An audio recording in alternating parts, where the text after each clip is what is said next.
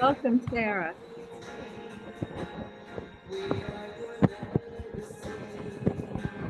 Oh, Ethel, I don't see you, Ethel. Welcome, Ethel. Now I know that when it says Ethel, it's you. So welcome. You don't want to see me. My hair is all in curlers and I just wash my hair. I saw Ethel, then I remembered, oh yeah, you told me last time you were just Ethel. I'm like, okay, it must be you. Okay, so my guests are Sarah. Thank you so I'll much. give you a quick look and then you'll see why, okay? Wait.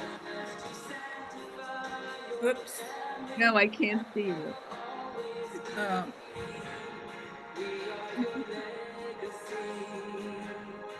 Do you want to see me? Oh, with your curlers, I love it. I love it. Oh, Thank you. Bye. I think it's good. Anybody else have trouble getting on today? Sarah, was it a problem getting on? No. I had a little problem. I don't know what happened. Okay. Jeffrey, did you know of any problem? Oh, I know a lot, so I'm really upset. I'm staying quiet, but I'm very There are upset. a lot of problems today. All right. What's the meeting ID that you use to get into the end at the last 4 digits? You're asking me? I don't know, but I will tell you that Zola, what do you have? Zola, what do you have? Wait a minute, hold on. I'll tell you what I did. Oh, God. It said it was the April 16th meeting, and I knew I that was know. I'm sorry. Problem. Yeah, I'm gonna lose our crowd. So I'll tell you in a minute. I have to see if I could find it. Oh, okay. Oh, I from Zola, it was 3085C. But that was it said a Facebook. Oh, I need that. Okay. You need this one? Should I copy it? Let me just give you guys the link. Okay. You have What happened to Zola? Wait a minute. Sarah, you have a good link. Ava, which link did you use to get in? Yeah. We're having some problems with links today. 2 of us have sent it to you on the chat. Okay. And Ava, what did you use? The last 2 ones did not work, so I had to go to a previous one. Let me check. I need to check which one. Uh-oh.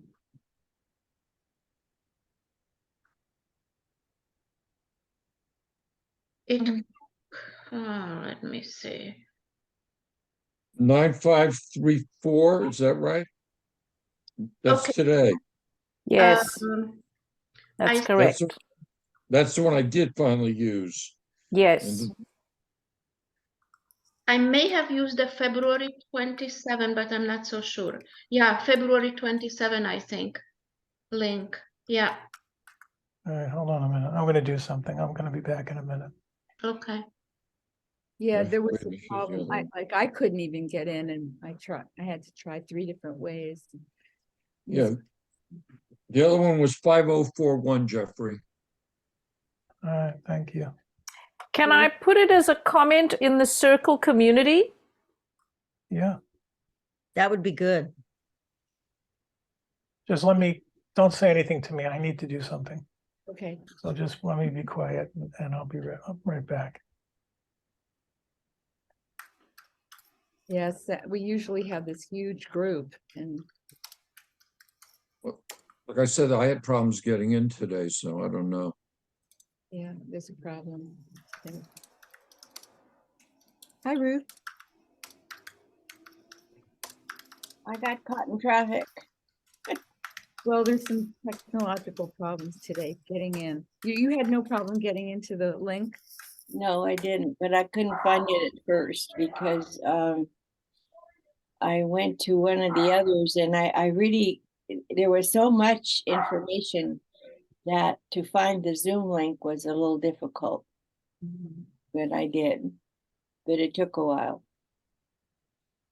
Okay, Yeah. I just I just posted it in the back to the newsroom, the community newsroom. I'm going to try and do it in the live events if it takes a post.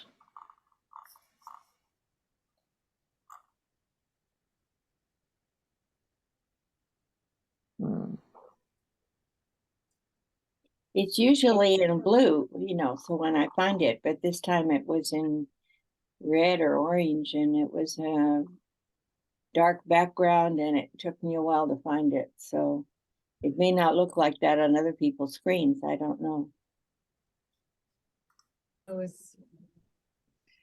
You need to be consistent each time. It needs to look the same. Yeah, Jeff is trying to. I think that was his intention. Well, I know things don't always work the way we want them to, but it's just a suggestion. Yeah, we're definitely.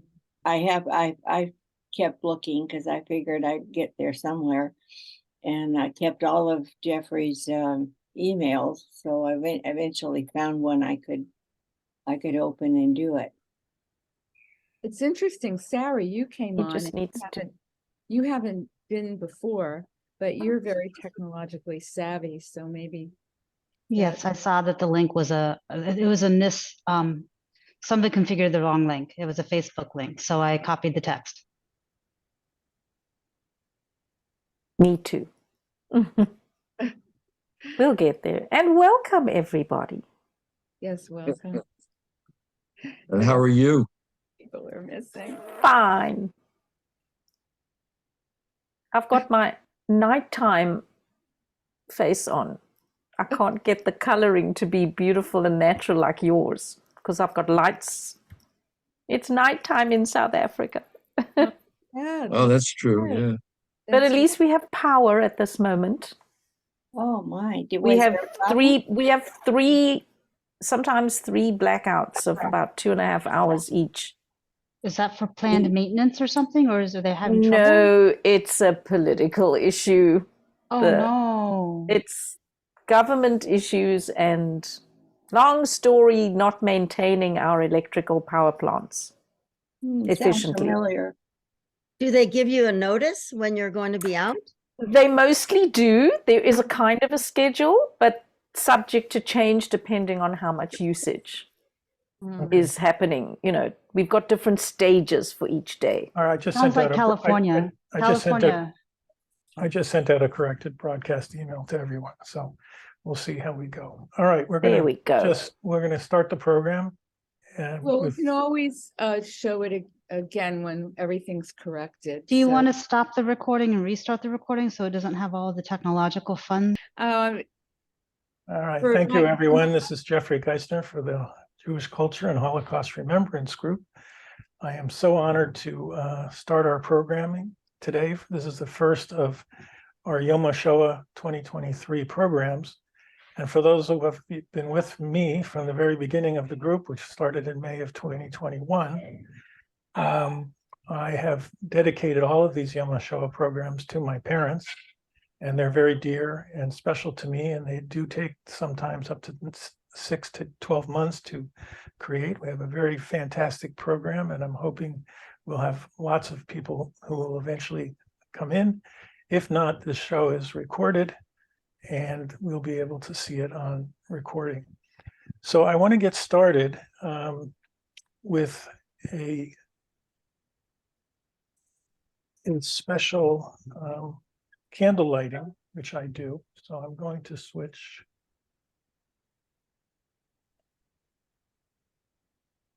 And where am I?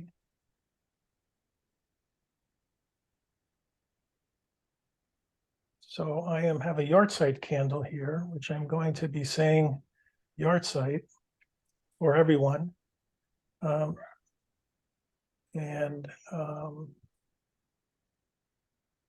have just give me a second.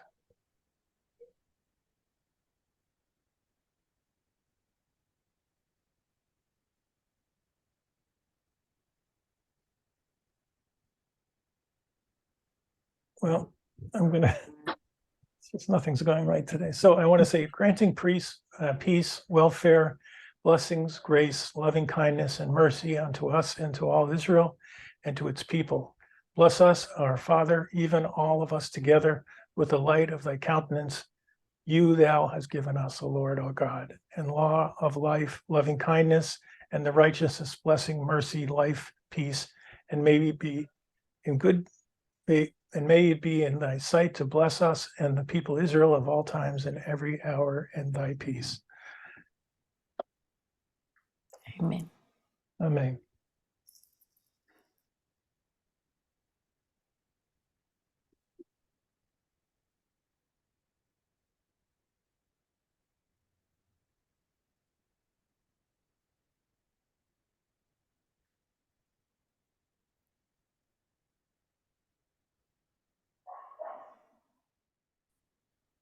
And this is what the observant in Israel for Yom HaShoah Day.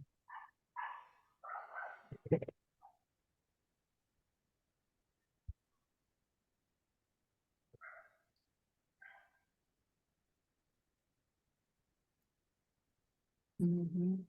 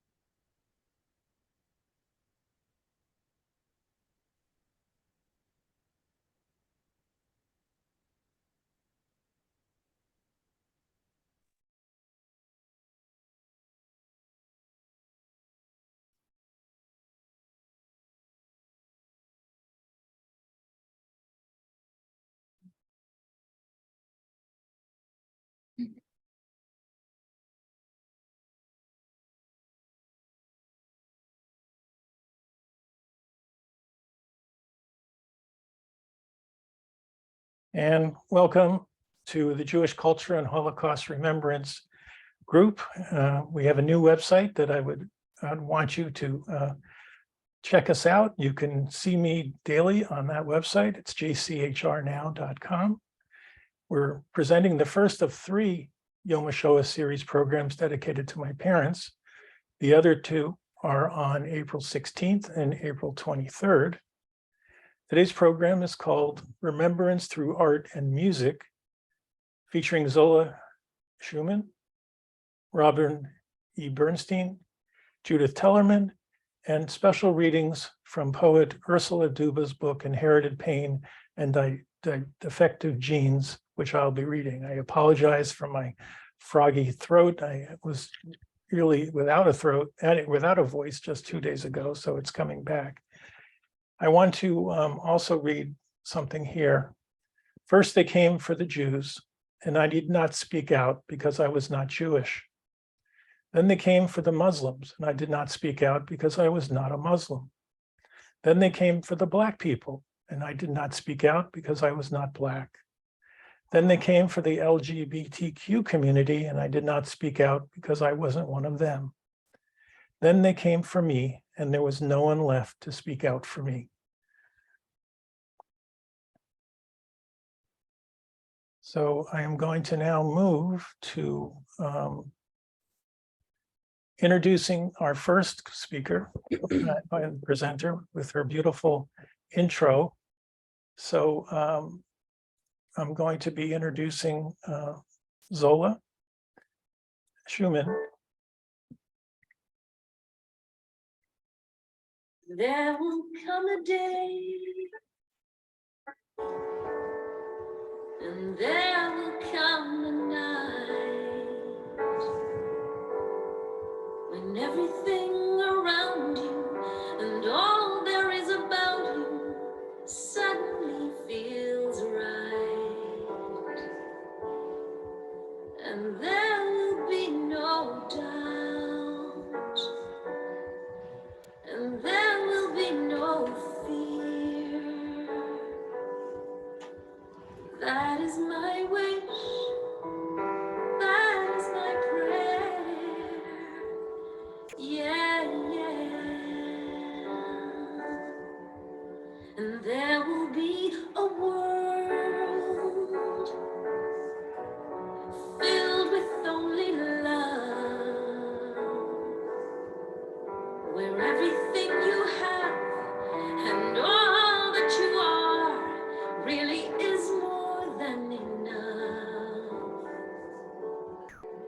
and there will be no pain, no need to shed a tear.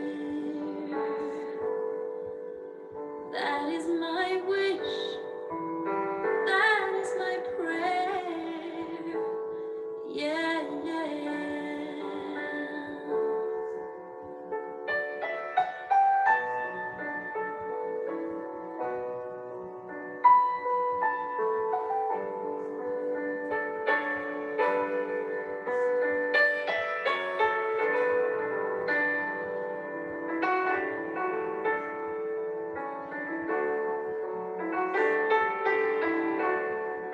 When all the children sing and all the angels dance, every living, breathing thing will finally get the chance to see how it's all supposed to be.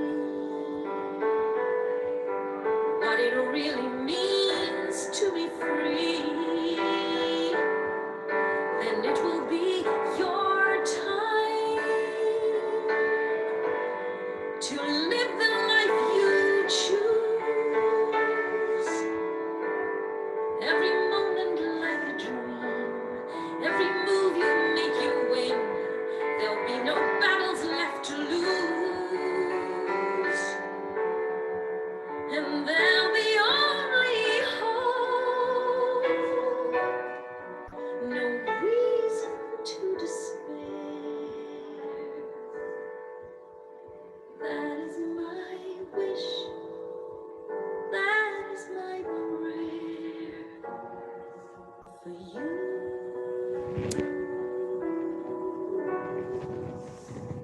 That is my wish, that is my prayer. Yeah, yeah.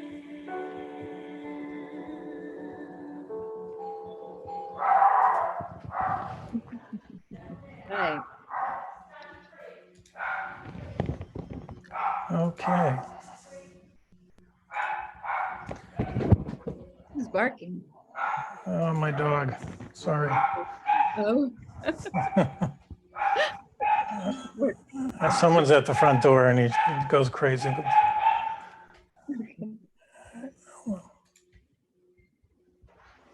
Okay, so I'm going to introduce Zola Shuman, who's coming from Cape Town, South Africa, and is the daughter of two Vilna-born Holocaust survivors. Her father, Israel Yutan, aka Xavier Pataka, was a journalist.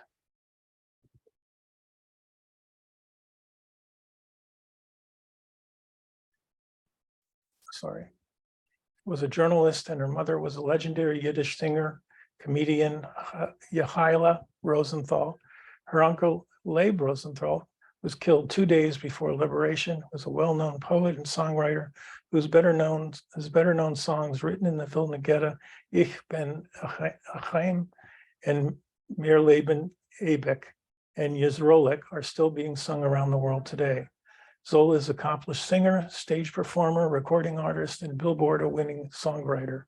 She's released a number of original music albums and also is a teacher, educator, content editor, and performance coach. In sharing the legacy of her family, Zola often performs her mother's and uncle's Yiddish songs, and in 2019, Zola wrote her first Yiddish English song entitled Hier Zich zu, We Remember You, as a tribute to all survivors, their families lost, and the promise of future generations. This song has been featured in many international HaShoah events, been performed and recorded by others, and is featured the theme song in a new documentary film about the Holocaust survivors. Zola, it's so great to have you with us again. So thank you for being here. And I want to let everyone know also that Zola's performance is going to be, or presentation is going to come through video.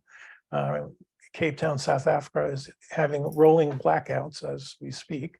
And so I am going to play the full video for Zola, and Zola is here with us live, obviously, but she will be partaking in the video, and then we'll come back later. So give me a second, And we'll do this.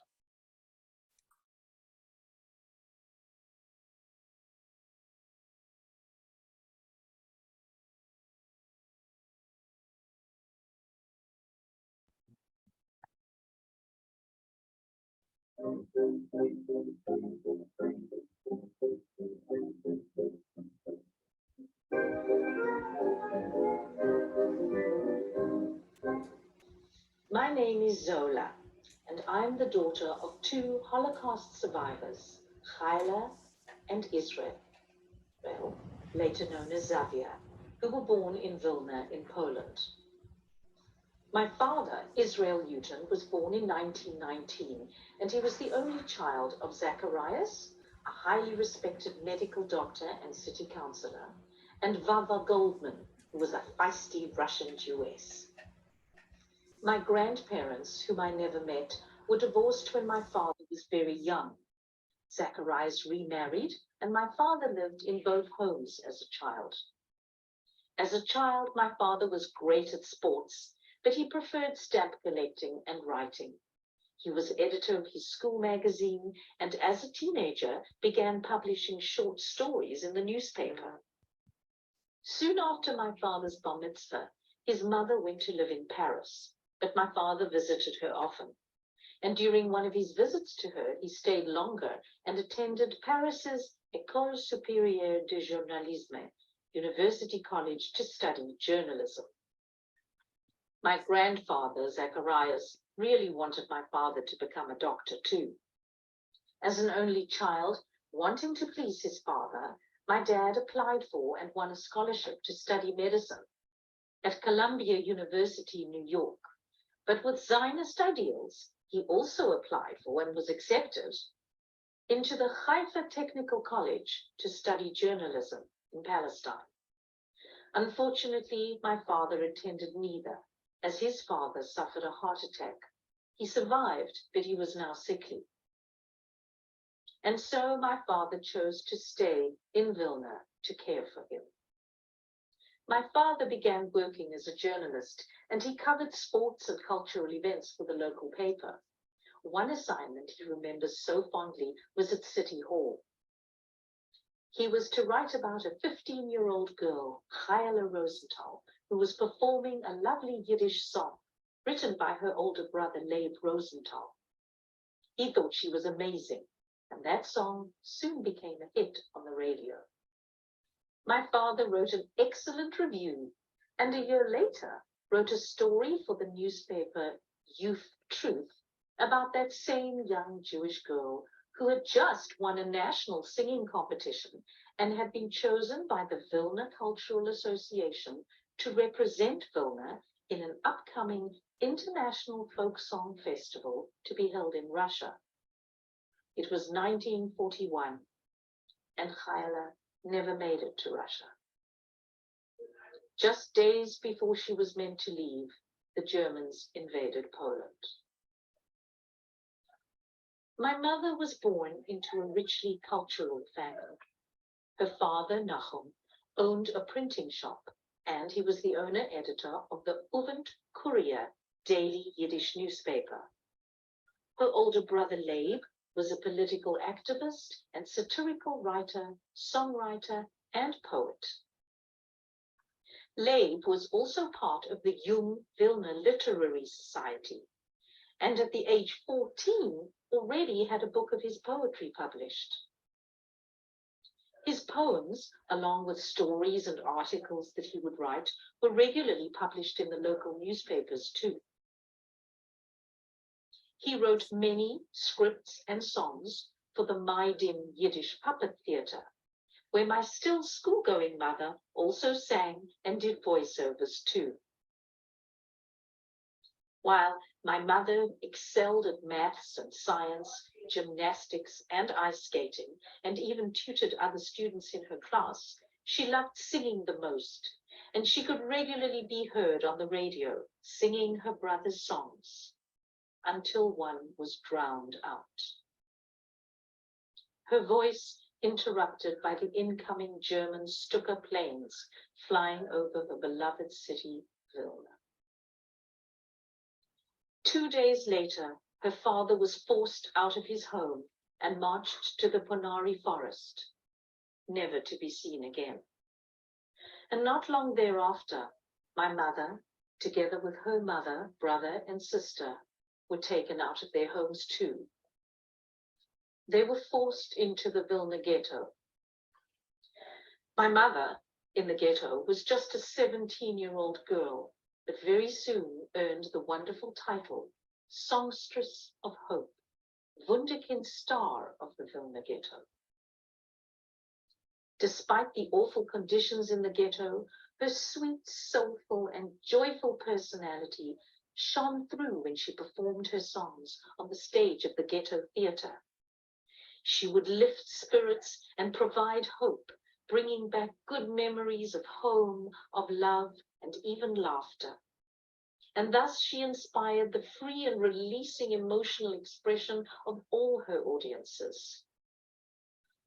The theatre was a place where the community could come together for comfort and support, where their feelings, fears, and thoughts were validated, where they could laugh together at the absurdity of their situation. And it was a place where their humanity and dignity was restored, even if only for an hour or so at a time. The theatre productions and songs also provided a much-needed distraction and a temporary escape from the pain and the suffering and the harsh reality of daily life in the ghetto. Because the Jews had lost so many family and friends, killed in the Akziona and massacred in the Ponari forest, the idea of performing music and theatre in the ghetto was initially met with much opposition by many who claimed, "You do not play theatre in a graveyard."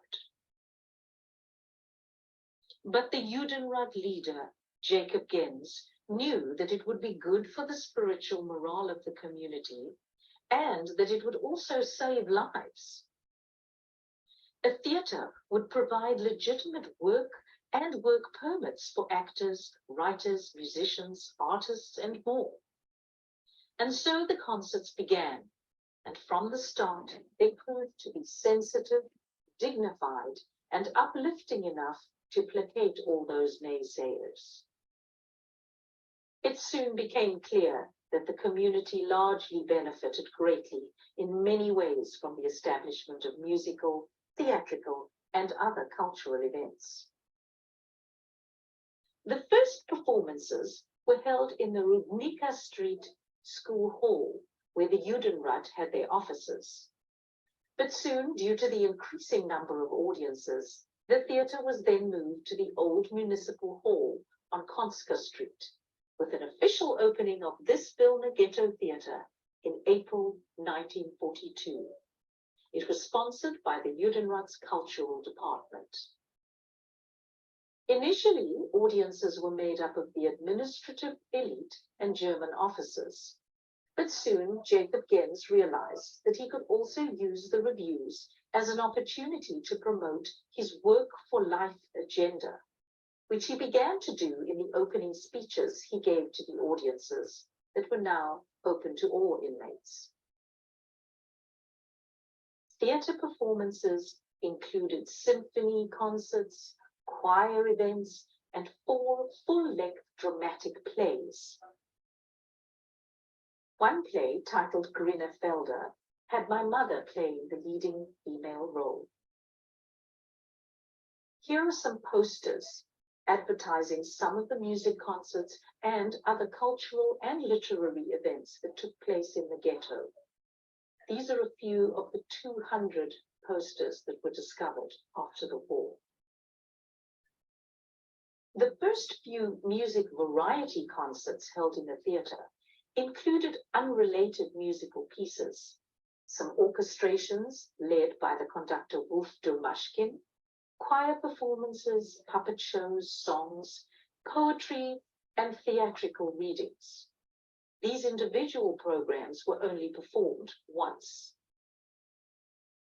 This is the poster from the very first music concert, in which my mother performed the song Yisroelik, that was written in the ghetto by her brother and Misha Velksler, who who composed the music. This is one of the more well-known songs to emerge from the ghetto and is still sung by many today. While in the ghetto, Leyb's song lyrics focused on ghetto life, and Yisroelik, which means Little Israel, referenced the nickname given to orphans. There were many orphan children in the ghetto, children whose parents were taken away and killed in the Akzione.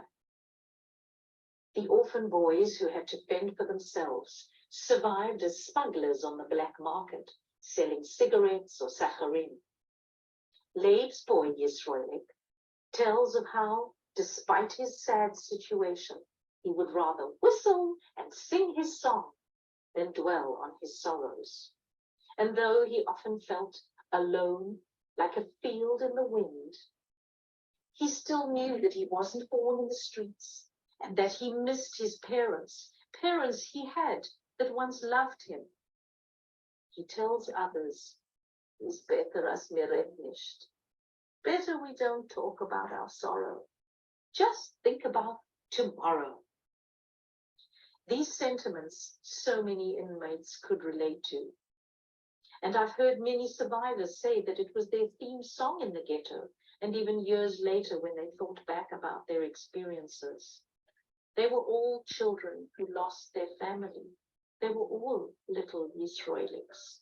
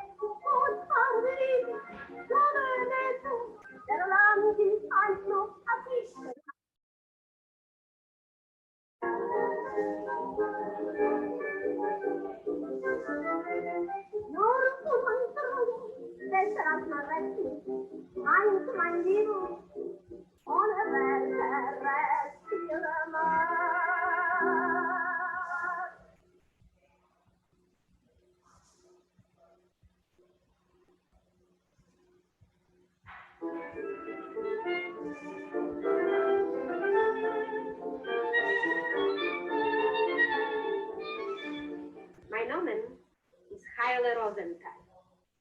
Ich lade heim zu freuen sich mit dem, was wir haben, und zu dermonen sich das, was es ist gewesen. Und wer kann besser dermonen, was es ist gewesen, wie die altischke jüdische Mame, welche sagt,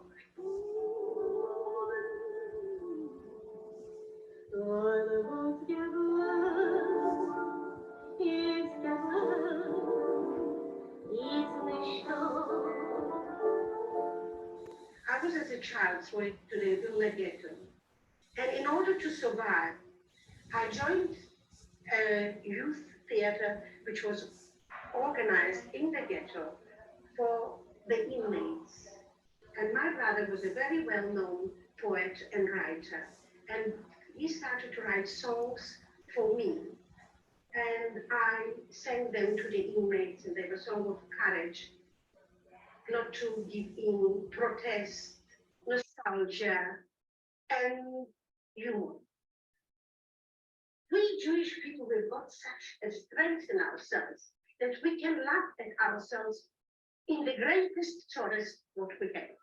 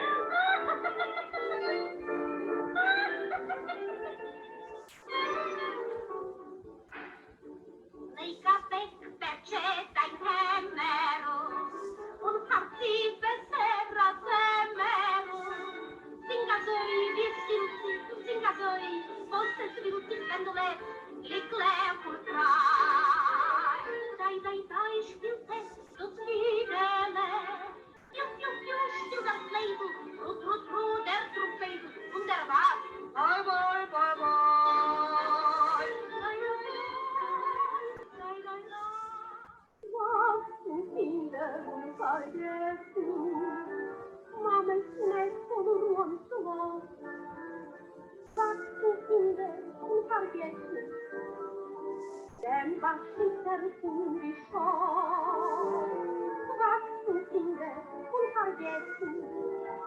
Mama schmeckt von Rundfleisch. Was du findest, vergessen. Denn was ich erfund ich auch. Und weißt du, Narbe, ja nicht verstehen. Was meinst du, Narbe, für dein Gefäß? No, sei nicht Narbe, du besser warst. Auf welchem Federer, dies was da, dies will sich leben sie, wenn ich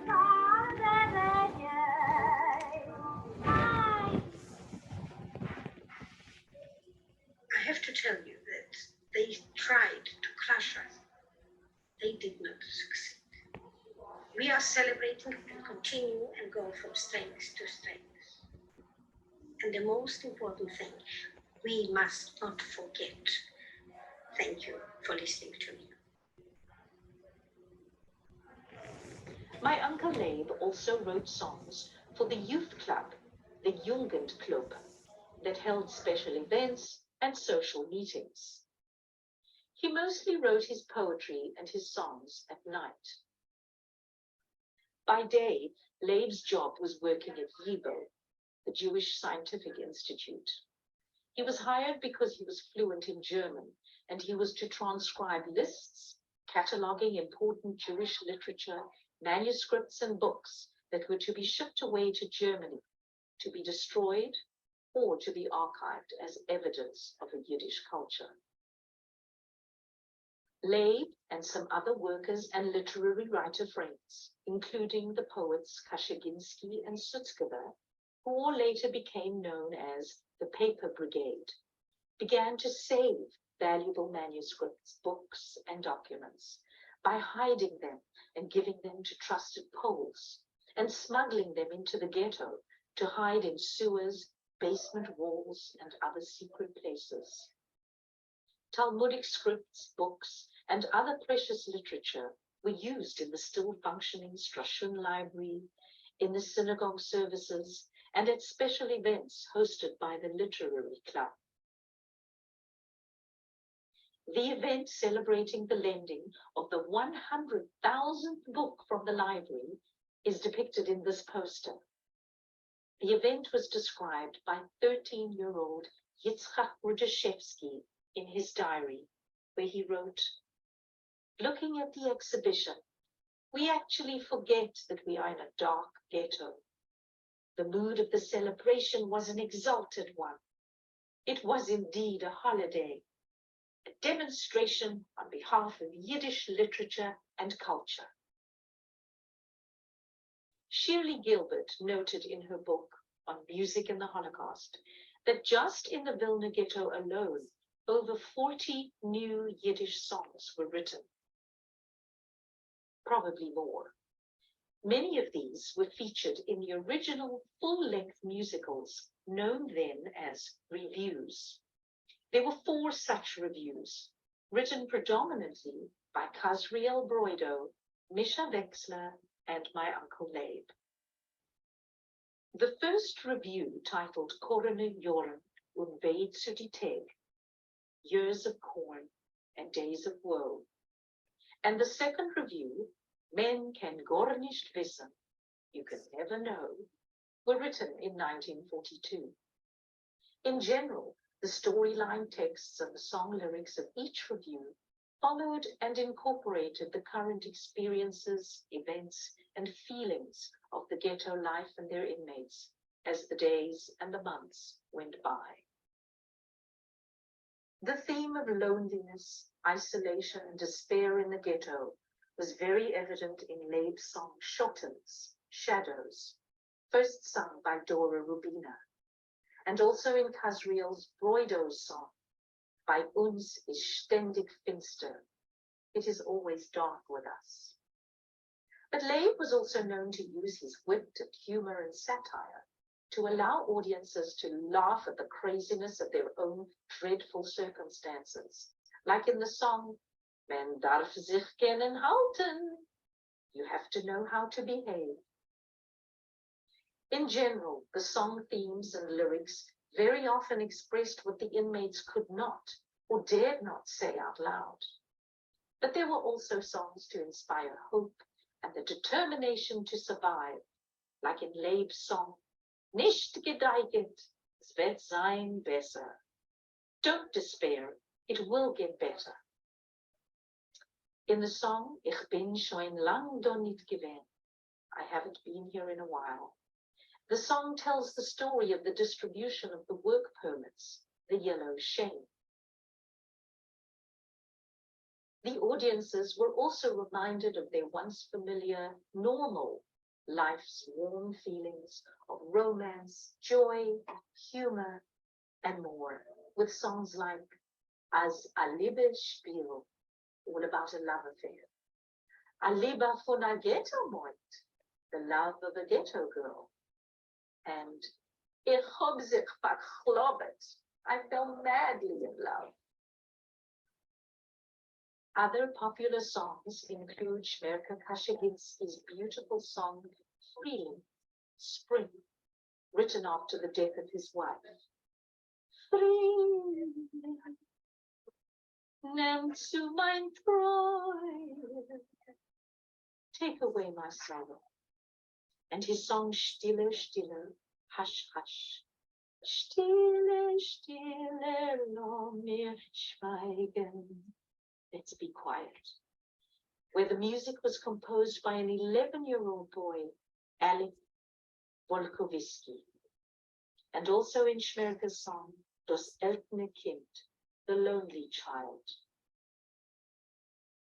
Abraham Sutzkever's song, Unter deine weiße Stern, Under Your White Stars, where the music was composed by Avram Brudno, and Hirsch Glick's song, Sag nicht keinmal as du gehst dem letzten Weg. Don't say you're going on your last journey, are also still popular and still sung today. In staying current with ghetto experiences, the third review, titled Pesha von Resha, written in June of 1943, referred to the Jews who had just been sent to the Vilna ghetto from Resha, another camp 30 kilometers away. The title role of Pesha was played by my mother, Chayla.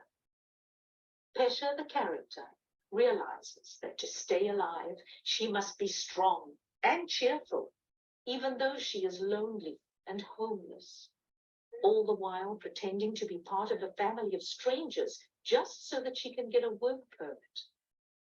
She sings about her crazy, abnormal life where sisters pretend to be brothers, grandmothers act like children, and strangers pretend to be married. But when Chayla, as Pesha, sang the song, Ich ben kahel, I long for home, everyone related to those shared feelings of mourning, of loss and longing for home that so many expellees and all those who had arrived in Vilna from other ghettos felt. And even the German soldiers attending the concerts cried.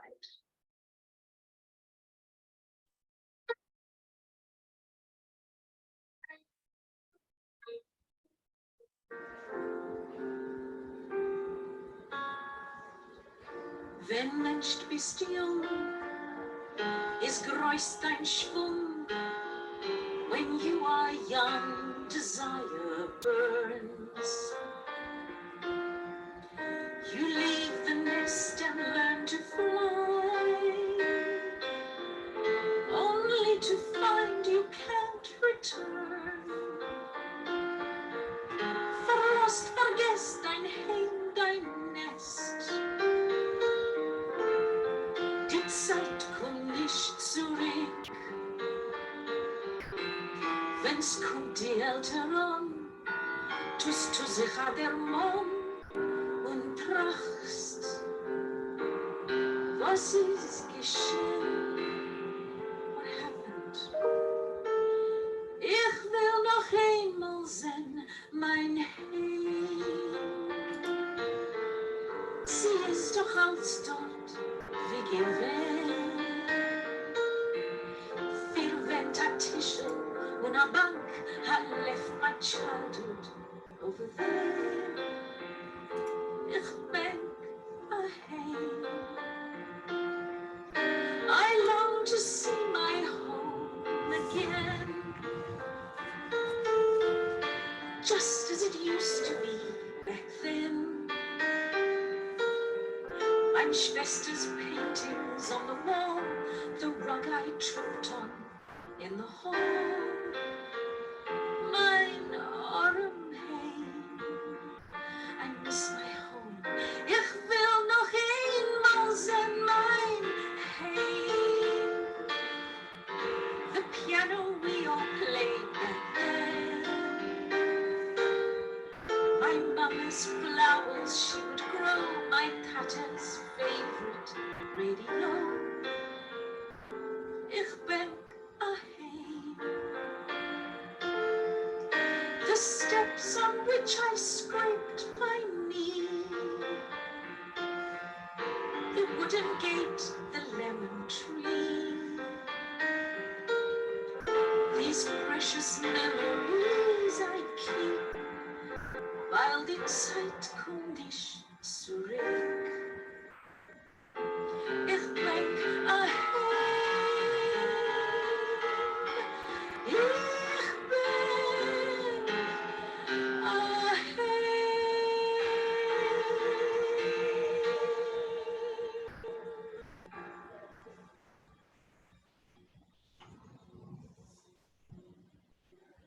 While prisoners were being sent out of the ghetto to camps in Estonia and beyond, the song Pak Zich ein, pack up, resonated so strongly as it was time to pack again a little suitcase and leave, to places of fate unknown. But everyone still sang the song with new hopes that perhaps they would soon be liberated.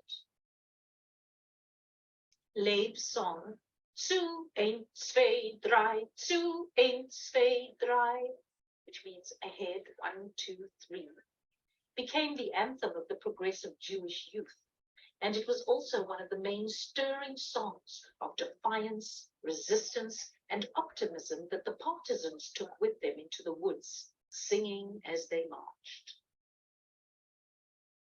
Because coming to the theatre created a legitimate place for many of the community to come together at once, the writers would sometimes cleverly hide phrases in their scripts that would share important news, highlight acts of corruption, or give information about underground meetings, organized resistance, or even divulge escape plans. The fourth and final review, Moishe halt sich, Moishe, hold on, was written and performed in the autumn of 1943, just as more prisoners were being deported to labor camps outside the ghetto. Moishe, the character, concerned that he would not be able to hide or escape the ghetto, is encouraged in an uplifting title song to hold his head high and to keep believing that freedom was coming and to keep striving for a better tomorrow. Right up to the last days of the Vilna Ghetto before its liquidation, the audiences came to this review, and despite wondering if the next day would be their last, they all sat in the theatre and sang along to the inspiring lyrics that held the promise of freedom, ultimate victory, and vindication. Leyb's song, Mir leben ewig, we live forever, shows the strength and the courage of the people who, in face of such suffering and hardship, proudly sang, we will survive and overcome and thrive. We will live forever. And yes, despite our enemies trying to destroy us, wir seien da. We are here.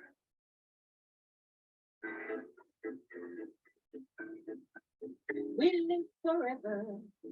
The world's ablaze. We live forever. Without money these days, we'll show the enemy we will not play their game, and we will not hide our faces in shame. We'll live forever. Here we all are. We'll live forever in every hour. We want to live and to survive. Bad times will overcome and thrive. We'll live forever. We are still here. Wir leben ewig. Es brennt der Welt. Wir leben ewig. Ohne Groschen Geld. Und euch zerpucken nicht die alles umnehmen, was willen uns verschwarzen unser Pony. Wir leben ewig in jeder Show. Wir leben ewig, wir seien da. Wir wählen Leben und erleben schlechter Zeiten, aber überleben. Wir leben ewig. Wir seien da.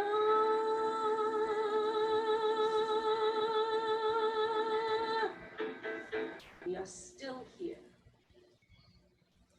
All these songs, remembered and later written down by survivors, today provide important historical evidence as they chronicled the people's pain and suffering, their resilience and defiance, the humiliation, the terror and morale, the triumphs over tragedy and loss, their prayers and dreams of a better tomorrow beyond those walls, their hopes, courage and heroism despite their fears of imminent death, and yes, even their remarkable sense of humor. The courage, will, and powerful spiritual resistance of so many inmates of the Vilna Ghetto was evident in their determination to keep schools going, to keep the Sabbath, to celebrate their rich cultural life, the Jewish holidays, and in continuing to create music and art in the face of unimaginable tragedy, obstacles, and adversity. The Vilna Ghetto was liquidated in September 1943, 80 years ago from the time of this presentation. My Uncle Leyb was sent to Camp Kluga in Estonia, where he was killed just days before its liberation. My mother, her sister, and her mother were sent off to Kaiserwald, where my mother's mother was killed upon arrival. Both my mother and her sister survived the labor and concentration camps, as well as the death march to the Baltic Sea. They were thankfully liberated on the beach by Russian soldiers in March of 1945. My father, who had also survived the camps and the death march, was liberated near Lauenburg, and he was told that there were some Vilna girls in an abandoned house nearby. He and his friends went there to invite the girls to rather come and stay at their place because Russian soldiers were taking advantage of the Jewish girls. It was there that he found my mother, whom he recognized and introduced himself to. Within a few days, she was riddled with typhoid fever, and he nursed her back to health and into love. They soon decided that they would start a new life together, and they were determined to make it a positive, happy one, and they vowed to uplift others every day. My parents settled in an apartment in the pretty Hirschberg resort town, Jelenia Gora.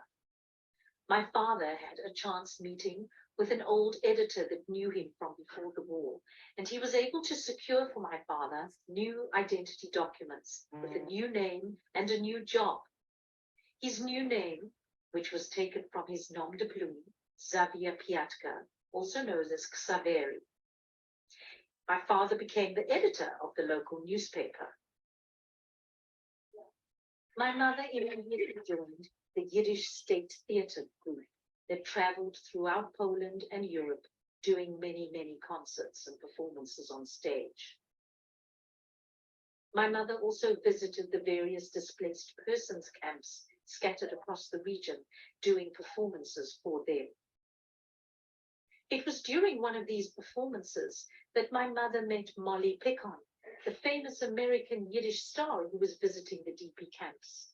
And when Molly saw my mother performing, she was so impressed that she was determined to arrange papers for my mother to get out of Poland and to bring her to America. Molly came through, and new travel documents arrived, and my parents went on to live in Paris, where my mother performed in Yiddish clubs, radio and television, and recorded her first record albums. While the plan was ultimately to reach and settle in the USA, my mother was invited to perform as a guest Yiddish artist in South Africa. When she got to Cape Town, she fell in love with the beauty and the climate and the friendly people. And so in 1951, my parents made Cape Town, South Africa, their new home. In South Africa, my mother continued to perform in Yiddish and English productions and did many one-woman music concerts and comedy shows and a dramatic series on television. My mother also continued to travel overseas, performing all around the world, including Israel, and as leading lady in Jacob Jacobs' Yiddish productions on Broadway. Sadly, my mother passed away from cancer at age 54, just days after her final performance as the best Yiddish mama, Golda, in Fiddler on the Roof. She is still remembered and missed by so many whose lives she changed for the better, and whose lives she saved through her music and her caring, and for those on whose faces she put so many smiles. I encourage you to listen to her songs on YouTube and to read more about her and about my father and Uncle Leyb on the website I created, HaShoah.wordpress.com. You can also read about their lives in my sister's book, No Goodbyes, a father-daughter memoir of love, war, and resurrection by Nava Pietka. No Goodbyes, a title fitting for so many loved ones were taken away before there was time to say goodbye. There is also a full-length musical on YouTube that you can watch that my sister wrote and performed in about my mother's life. It's called Better Don't Talk. My sister was the torchbearer and the family Holocaust storyteller until she passed away in 2009. And so, while I've always performed since childhood, singing and writing songs, continuing the legacy of my mother and my uncle's music, I mostly stuck to writing songs in English and working on children's music and jazz songs. It was only in 2010 that I began to sing in Yiddish, to sing my uncle and my mother's songs.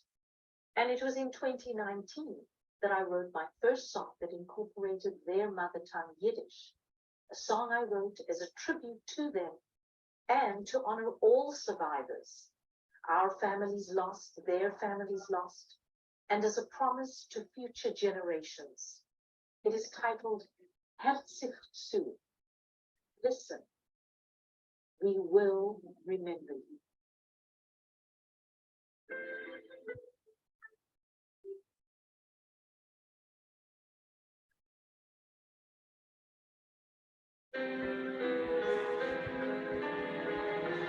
Hert sich zu, wie wir singen, wie es klappen unsere Herzen, mit Rhythm von Eierleben, Hert sich zu.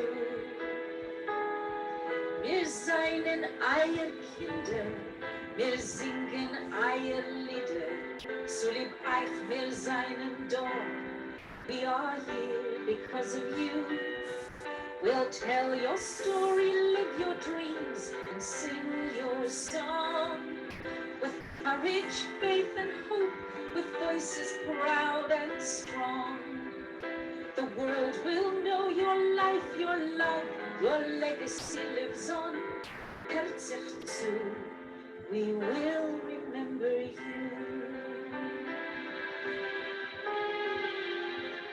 You're with us everywhere we go. We hold you safely in our hearts. We'll share with future generations all all the lessons of your past, all your suffering and losses, and the pain that you've been through will never be forgotten. Herzifzu. We'll tell your story, live your dreams, and sing your song with courage, faith, and hope, with voices proud and strong. The world will know your life, your love, your legacy lives on. Herzifzu, we will remember you.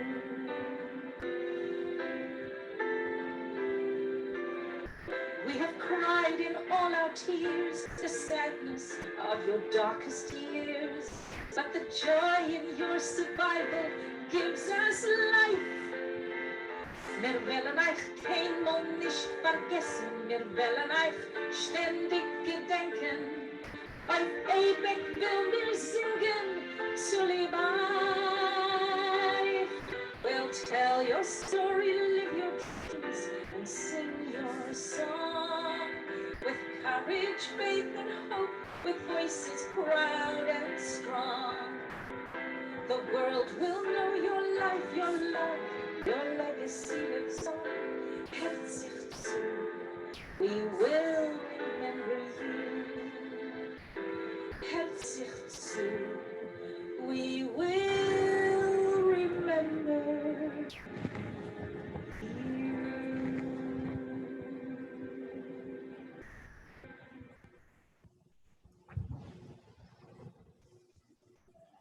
Terrific, terrific.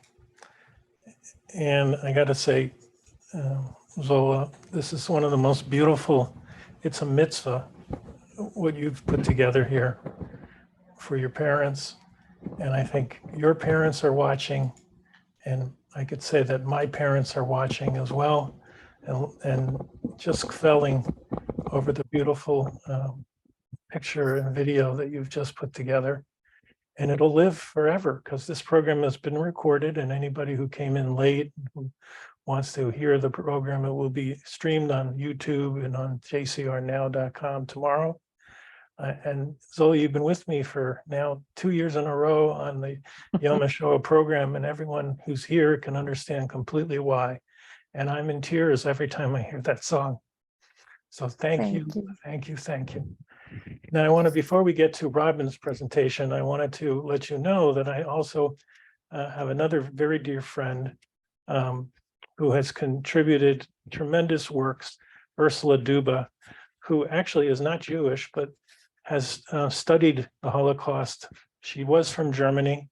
Her little quick background is she didn't even know that the Holocaust took place until she met a Jewish boy while she was in a summer camp, who told her about the Holocaust, and it changed her life. And so she wrote several books, and I'm going to be reading essays from her. She gave me permission. She was going to come today and read her poetry today. She has presented to our group in the past, along with Ruth. Actually, she was with Ruth in a program directly.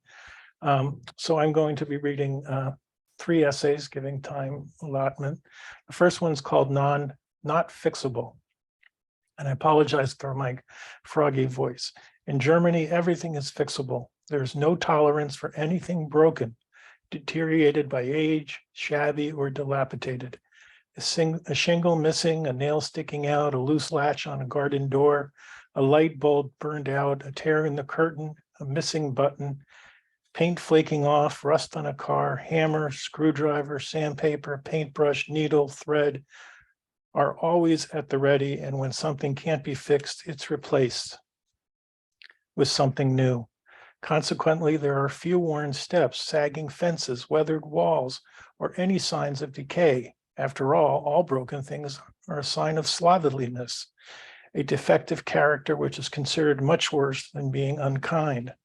Half a century after the end of World War II, or the Holocaust, and the total devastation of the country, there is no visible traces left of the 12 years ruled by Hitler, whom they had cheered, followed, and obeyed, whose proclamation of their racial superiority they had enthusiastically embraced, in whose extermination of millions they had willingly participated and which caused almost total destruction of their own country. But to their dismay, the diligent use of hammers, screwdrivers, paintbrushes, and sandpaper has been ineffectual in erasing the records of atrocities committed. In other countries, books are published about the 1,000-Year Reich and memorial services held for the victims. Museums are built to confront the horrors of the past conventions organized to understand the failing of a civilized country into barbarity. What it is you want us, what is it that you want us to do? They ask reproachfully, looking at our young people weighed down by guilt, looking at lectures organized by Christian Jewish societies, the program arranged by German Israeli societies, the efforts by third generation undertaking with such dedication to combat anti-Semitism and racism, the many sister city connections in towns in Israel, many groups and individuals who visit Israel, and makes them furious that the world outside, by which they mean primarily Israel and the Jews in America, is still focused on the past, and they are angry that nobody wants to see the wonderful accomplishments of past 50 years in a rebuilt Germany. Why is everybody still beating the dead horse, they ask angrily, and why do they refuse to forget after all the money we paid them? They can't understand that no amount of fine speeches or good deeds, youth groups performing lowly tasks in Israeli nursing homes or doing backbreaking work on the kibbutzim, town officials, and issuing invitations to former citizens to come back to their homes, towns, as guests of honor, lavishing with attention, nothing, absolutely nothing, will erase the terrible stain of that country's history, the stain caused by the 1.5 million Jewish children starved to death, gassed, or shot at target practice, the 4.5 million adult Jews, the hundreds of thousands gypsies and Jehovah Witnesses, the mentally and physically disabled, murdered, cannot be expunged. It's hard for them to accept the Holocaust is not forgettable. The Holocaust is not erasable. The Holocaust is not fixable. Very, very powerful. And Ursula doesn't pull any punches in her poetry, and I'm going to be happy to introduce now our second presenter. And give me 1 second.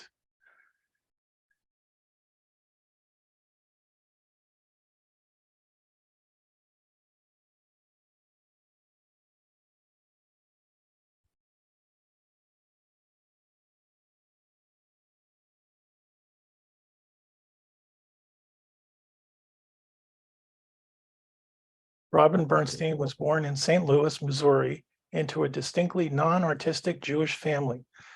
Luckily, music was played and encouraged, which laid the groundwork for creative and visual expression. Robin's grandparents were Yiddish-speaking immigrants from Russia and Ukraine who came to Americas as children at the turn of the century.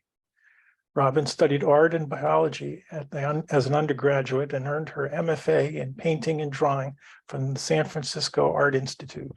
She also has a teaching degree that spans 35 years, which includes college, junior high, and elementary school students. She's the founding and senior instructor at her own art studio. Robin and her husband have 2 children, now young adults. And so I want to warmly welcome Robin to our presentations here at the Jewish Culture and Holocaust Remembrance Group. And I'm going to share your screen, Robin, and I'm going to bring up your presentation. Give me 1 second. And here we go. And Robin, I want to welcome you to the group, and why don't you take the presentation from here? Thank you so much, Jeffrey. I'm honored to be here. Thank you, Zola, for your story. It's very important for us to know these things, and how wonderful that you're carrying the tradition of your family.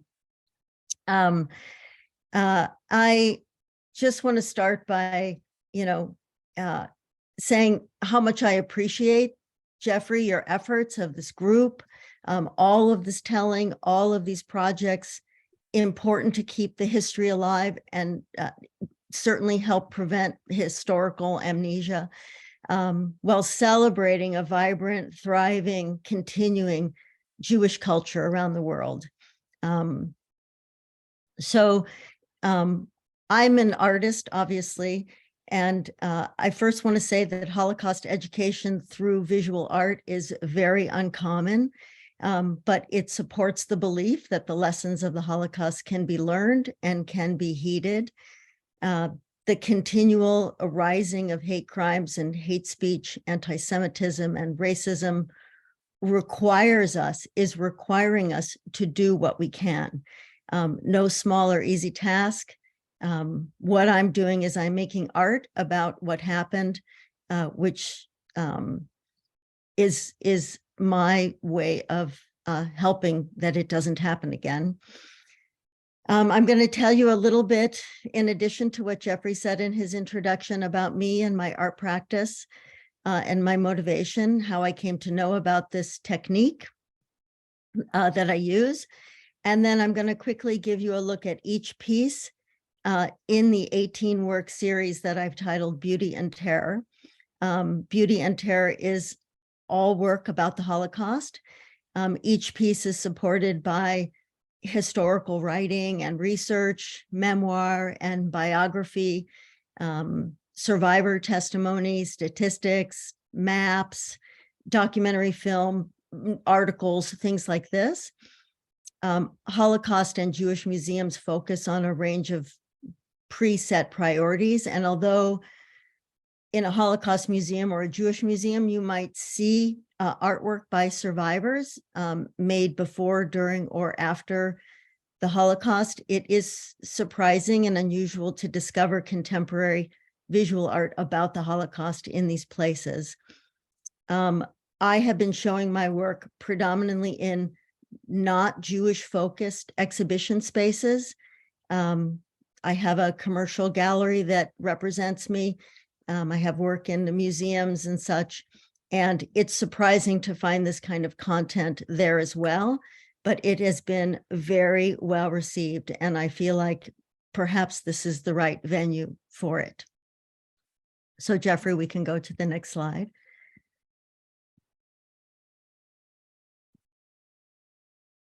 So this is a picture of me working on one of my pieces. As Jeffrey said, I'm formally trained. I have a degree in painting and drawing, but I have worked with many different materials over the past 40 years.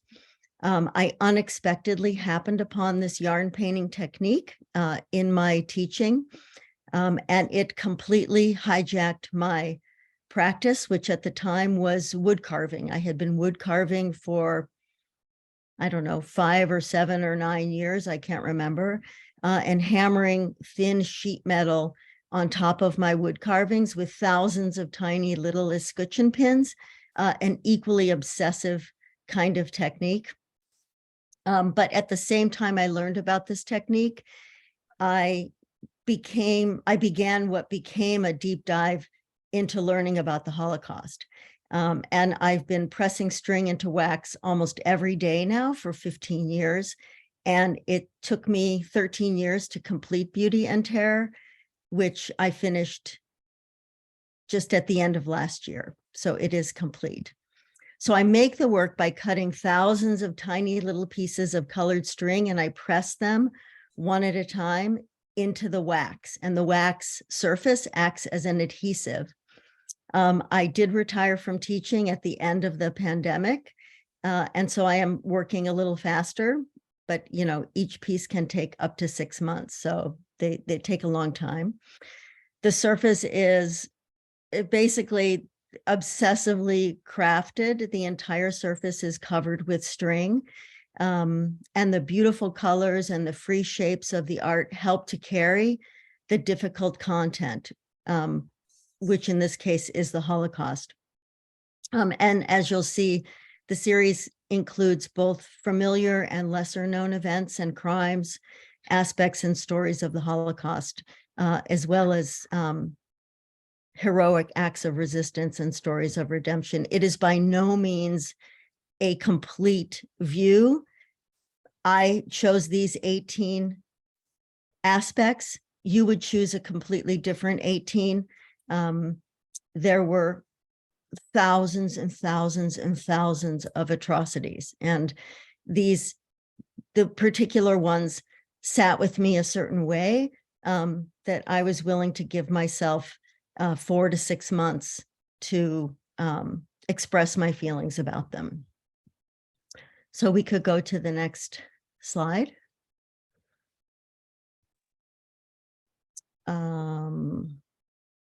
Let's see, I wasn't prepared for this one, doesn't matter. So I started the series in 2009 with a piece titled Rose-Colored Glass. This is Baba Yar. But I had no idea that when I started it, that it would be a 13-year-long art project. I had no intention. And I started it because I simply Googled a question looking for testimony or writing or interviews with any aging Nazi perpetrator or their children talking or writing about their experiences. And I expected it to be anonymous, but I was really looking for information like that. And at the very top of my feed were multiple Holocaust denial websites, many, like maybe 8. They were just one after another, and it took scrolling to even get to Yad Vashem. So, or anything that would give me anything else. And it was more than concerning to me. It actually scared me. And so I made the first piece that ended up being in the series. And then it was Passover. And I was having family for Passover, and I went to my local market, the Safeway, and I purchased one of those big 5-packs of matzahs along with all my other groceries. And when it came time to collect my groceries in the bagging area, the bagging clerk just stared at me, and the matzahs were completely out of my reach. And he had his body blocking me. I could not, without contorting my body, reach across and retrieve the matzahs. He would not touch them. He would not pass them to me. He just glared at me. And those 5 seconds or 10 seconds, I realized this was aggressive. And so I made piece number 2. So we can go forward. This is actually Rose-Colored Glass. This was the piece that I made first. And it's the modern Berlin skyline and the tracks and a rose-colored glass across. We can go on.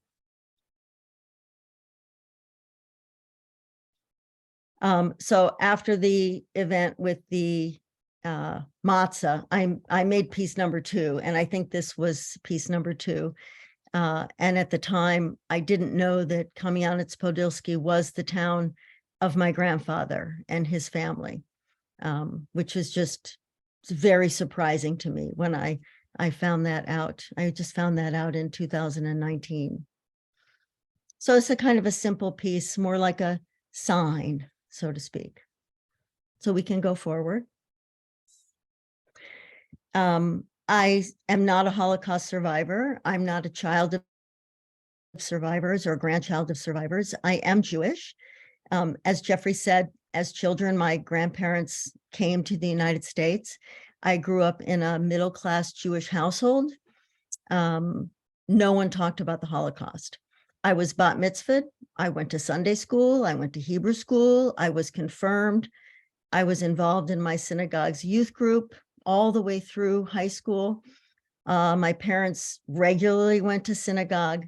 I knew that the Holocaust had happened, but I only had a very general understanding of what happened. I knew the statistics and I knew the slogans to never forget and never again.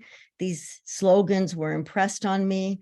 I knew the importance of supporting Israel. That was very clear.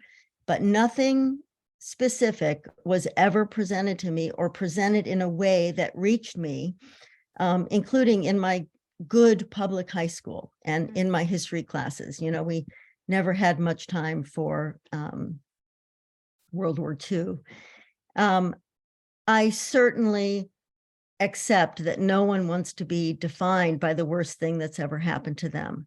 And I understand that adults generally want to protect children from horrible things. but I really don't know how it missed me. Unfortunately, you can't never forget what you don't know. So the slogan was not useful, really. I felt an urgency to start the series because I was equal parts shocked and angry at how much I didn't know, in a way like Ursula Duba. And I continue to make the work because if I, as a Jewish person with a Jewish education, didn't really know, then I was convinced that so many other people didn't know. And also, once I started, I couldn't stop. We could go forward. So this is a detail, a close detail. This is a little manicure scissors, so you can see the surface. And from a distance, up close, you can see that it's string. But from a distance, and maybe from a middle distance, they look like paintings. They can look like mosaics or tapestry or weavings or embroidery or collage. And because my subject matter is difficult, and many people might elect not to look, I'm actually trying to make the most beautiful thing I can to entice the viewer to step in close and then to stay there long enough to take in the meaning. I install beside each piece a paragraph of text that describes the event in short order, gives the main facts, or gives a bit about the story or gives background. So there is text. My intention is that there is text beside each piece. So we can go forward.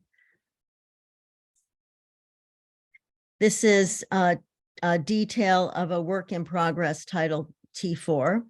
And this is basically my order of operations. I get an idea. The ideas come from all different kinds of places. I do my research. I'm not a historian per se, I don't have a degree in history, and I don't have special access to material, but I do my homework. And once I decide on an event, I look at it from multiple sources as best I can, look for testimony about the event if possible. I want to get it right.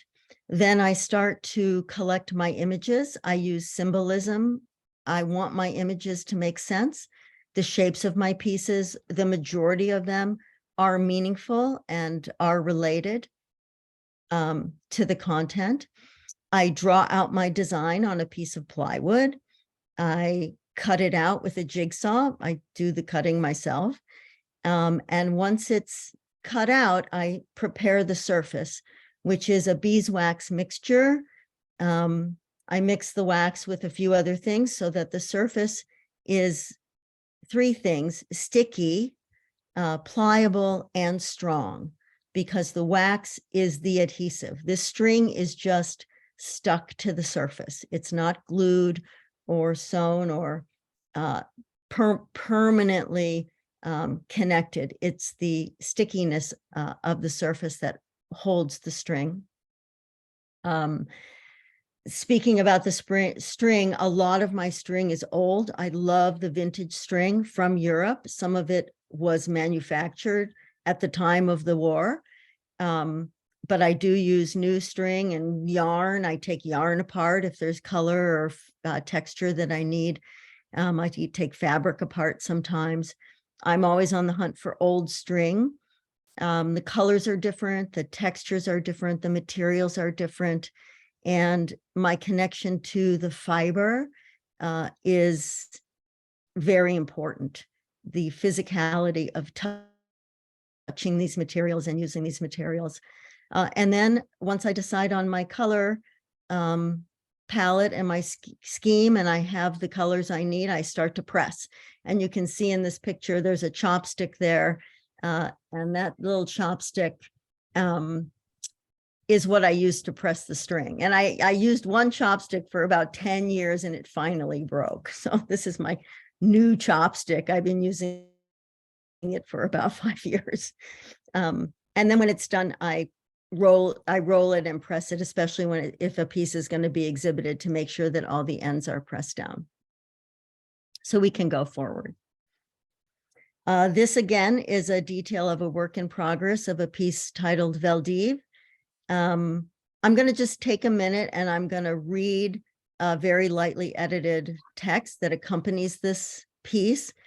You can find all the text on my website. Actually, I'm going to have you, let me see. Go to the next slide. Let's see if the whole piece is in the next slide. Yeah, here we go. So this is the piece completed, Veldiv. And I'm just going to read through its one paragraph of text. Beginning at 4 a.m. on July 16th, 1942, French authorities instructed French police to round up and arrest all Jews in Paris. They arrested over 13,000 people. They were held in extremely crowded conditions at the Velodrome d'Hiver, a professional bicycle racing arena, 1 block from the Eiffel Tower. About 6,000 Jews were taken to a transit camp and on to Auschwitz the following day, leaving 7,000 people inside at Veldiv in extreme heat without water, food, or working toilets. After 5 days in these conditions, they were taken to 3 different concentration camps near Paris. At the beginning of August, all remaining Jewish adults were taken, being forced to leave their children, ages 16 and under, behind. These 3,000 remaining children were sent alone and pushed with strangers into packed rail cattle cars to their deaths in Auschwitz from these camps. The youngest was 18 months old. And when you see these little cherubs in Renaissance art or Baroque art, these little putti, these little cherubs, they are in this piece and in other of my work because it indicates the presence of God. So we can go forward. This is a picture of a 4-year-old girl named Francine. I happened upon this photo very early in my reading and my studying, and it absolutely broke my heart. Her name is Francine. I've later learned, although I haven't had it confirmed, that her last name is Barrick, which happens to be a family name in my family. Francine died in Auschwitz after being in Veldiv. I myself have 2 children, and I cannot imagine the trauma and the pain of this. And I keep her photo up. We can go next. So I'm an artist, but I am also a teacher. I was a teacher. I taught for actually 40 years in a variety of settings. I started off teaching at the college level in 1989 and ended my teaching career teaching grades 1st through 9 in a private trilingual Montessori school in Oakland, California. I also had my own visual art studio school, as Jeffrey said, called Art Makers for about 10 years. But with COVID, I just decided it was time to stop. So during my time teaching elementary and junior high at the Renaissance School, I chaperoned many international trips. We took one each year so the kids could be immersed in Spanish or French. And we did go to New York City one trip, so English. One year we took an art trip to Oaxaca, Mexico. And I had only been teaching for 1 year and became part of this trip and planning this trip.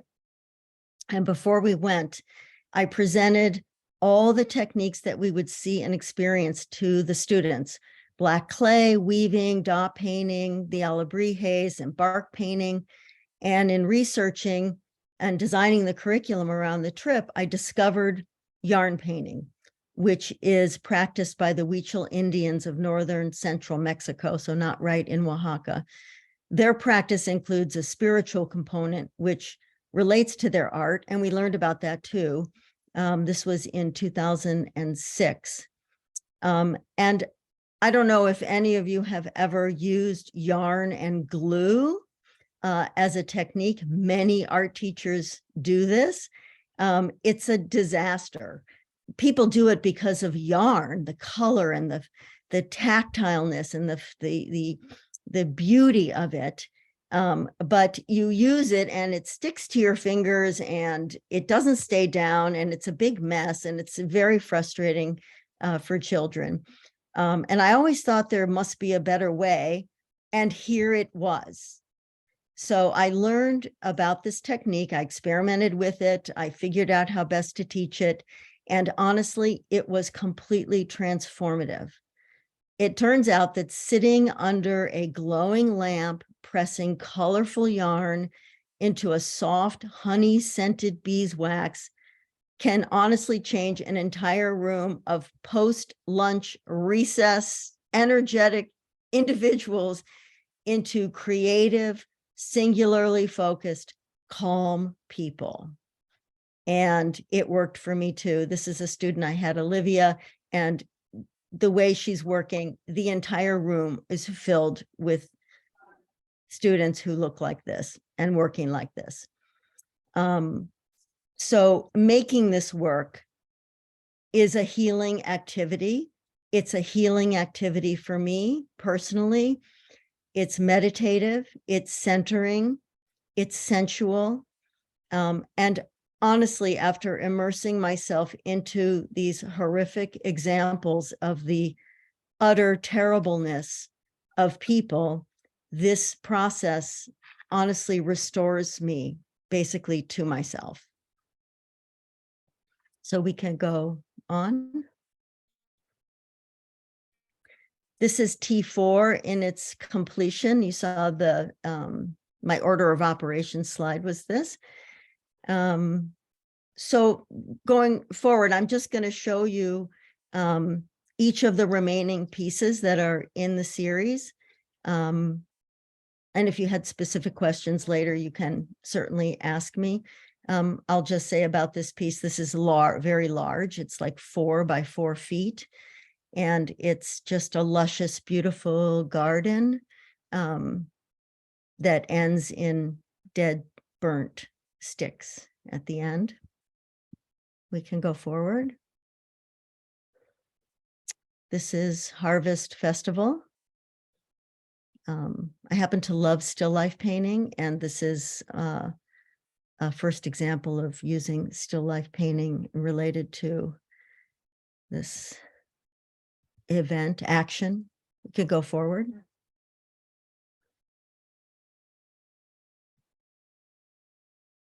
White Rose. This is a fairly known group of University of Munich students who resisted.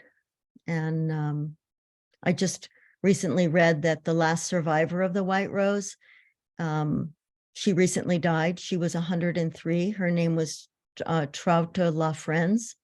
She helped them by getting the chemicals and the ink for their pamphlets.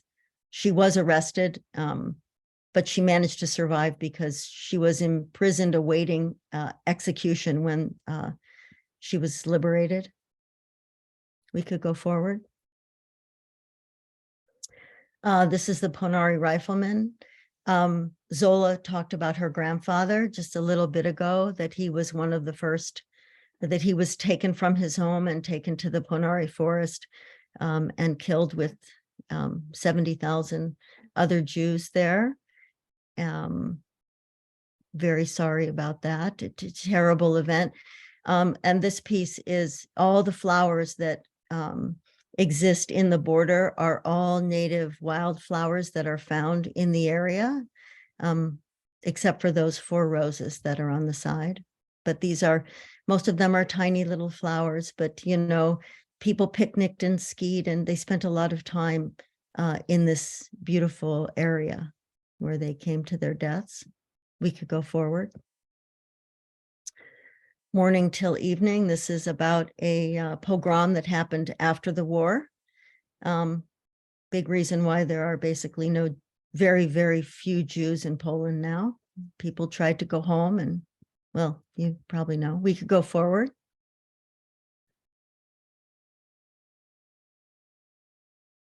Iashi, this is about a train journey that never left Romania. It was all the Romanians. We could go for these are medals that the Romanians created and awarded to Germans for their bravery and courage. This is called Rat Lines. This piece is about the secret escape routes that the high-ranking Nazis took to escape Germany. Sorry about that. And it is about 6 feet tall. It's the size, I wanted it to be the size of I say man, a tall, imposing figure, and it is. And this piece is going to be exhibited next month. We can go forward. This is a detail of my piece, Lorenzo's Primo. I put this in so that you can see the photographic portraits are at the top. I'm working from them on my piece here. This was my first attempt at portraiture with the string. I am a painter. I approach my work like a painter. I mean, I'm trained as a painter. So, I see the string, I use the different colors, they optically mix. So I can't mix the string like I can mix paint. So I have to lay the string down in a certain way so that the colors and the values will mix to help give form to the shapes that I make. We could go forward. Here's the completed piece called Lorenzo's Primo. Many of you might know the story. Primo Levi survived in Auschwitz simply because this very humble, modest, illiterate Italian slave laborer brought him a small amount of bread and soup every day for 5 months, secretly hiding it and at great risk to himself. Hence, we have all of Primo Levi's incredible writing. This piece was in Fiber Art Now, which is a fantastic fiber art publication. It traveled as part of that exhibition to the New Bedford Museum of Art in Massachusetts. I think it either closed last week or closes this week. We can go forward. Odessa. We can go forward. Treblinka. Very heartbreaking, all the reading and what happened here. Absolutely terrible. We can go forward. This is Yosefov, about Police Battalion 101, which is worth reading about. Can go forward. This is Volari. It's about a death march of women marched, most of them to their deaths in the winter, despite it being obvious that the war was going to be over. We can go forward. Failure of justice. I did a lot of reading about this. It says it all, by 1958, most imprisoned Nazis had been freed. We can go forward. This is my last slide. This is called I Do Not Say You Are Lying. I say I do not believe you. Jan Karski is getting some well-needed, long overdue attention for his efforts to tell the world what was happening to the Jews in Poland and around Europe. He had meetings with US Supreme Court Justice Felix Frankfurter. He met with Roosevelt. and was unsuccessful at getting his mission accomplished.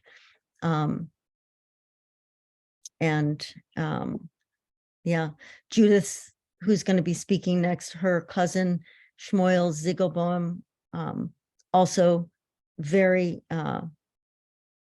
took a very strong voice at trying to tell the world what happened, even before Karski. Worth looking at both of these men in their efforts. I will say that bearing witness, to witness something and to essentially not be believed or to be discounted is a very powerful human experience, worth exploring. And I will say that I've been asked to jury a Sakwa textile show in the fall, which is a great honor. The theme of the show is bearing witness. So content matters. It's beginning to gain a little traction in the art world, which is very heartening. I want to make a shout out before I close to Mirka Naster. She's here in the audience. She is a very fine writer, fiber artist, thinker. She's my friend. And she and I had a conversation many years ago. And she said to me, Robin, you're a fiber artist. Because I had never thought of myself this way. I had just thought of myself as an artist. And she said that to me, and she said, you could look into, you could feel how that feels, thinking of yourself that way and looking into the fiber world, because the fiber world has really taken on the breadth of human expression using fiber. Anyway, if it wasn't for that conversation that Mirka and I had, I'm not sure my work would be in all the places that it has been, and that are upcoming, and that the work is gaining an audience in the visual art world, in part thanks to Mirka. So just a shout out to that. And as a last, thing, that these pieces, they memorialize aspects of human nature, is what they do. The Holocaust as an example, because these kinds of things have happened many times in many places. It's important to hold these kinds of things up to the light, and including visual art in education. I think it's a worthy pursuit. Anyway, thank you very much. Well, thank you. First, if you can come on, Mirka, we'd like to see you and say hello. And so if you put your camera on so we could see you. But I am so pleased that when I saw your art and I asked you and found you to come and to present here, and you're here today, I think what you're doing is just another mitzvah, that you can present the Holocaust in a completely, and I look for ways to present the Holocaust education in unique ways, different than I was brought up with bones and black and white photography. So I thank you for what you're doing. I thank you for bringing education to the world. It's just quite amazing. I can't put my head around how you can do what you're doing, but and spend 9 months on one piece. I can't spend 5 minutes without getting impatient. So I think it's really good. And there you go, Mirla. We want to say hello to you. Well, Mirka, thank you for coming. I'd like to say thank you to Robin. I loved your presentation. I wanted to, if it's okay, I'm going to take just a minute to say how I found out about Robin's work. Please. I was reading The J, which is the Jewish newspaper for Northern California, and I saw that there was an exhibit, and I thought, wow, I have to go to that. So I went to the exhibit and I was completely blown away. I was so impressed by the work, the research that went into it, that I had to make contact with the artist. And so I found out how to reach Robin, and I called her, And we talked on the phone for 2 hours the first time, because I assumed in order to do a project like that, she had to be a child of survivors like I am. And she said no. And she told you her story of how little she knew of the Holocaust in St. Louis. Anyway, we've been friends ever since. And I'm in such admiration of her incredible work, the time and the effort that goes into every single aspect of it. And when you see it in person, like she said, it's so beautiful. Each piece is so beautifully executed in color, especially, that you have to walk in close. You're seeing all these beautiful flowers and colors. You have to walk in close, and then you find out what the real story is behind it. So I think she's providing an incredible service to art goers. Mirko, and tell us a little bit about your background. What are you?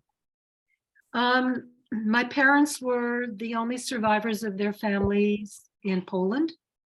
I was born in Bari, Italy. We lived in a DP camp, and we came to the US instead of South America, which was the first ship that was available, because my mother had two uncles that had left, 1890 and then 1905.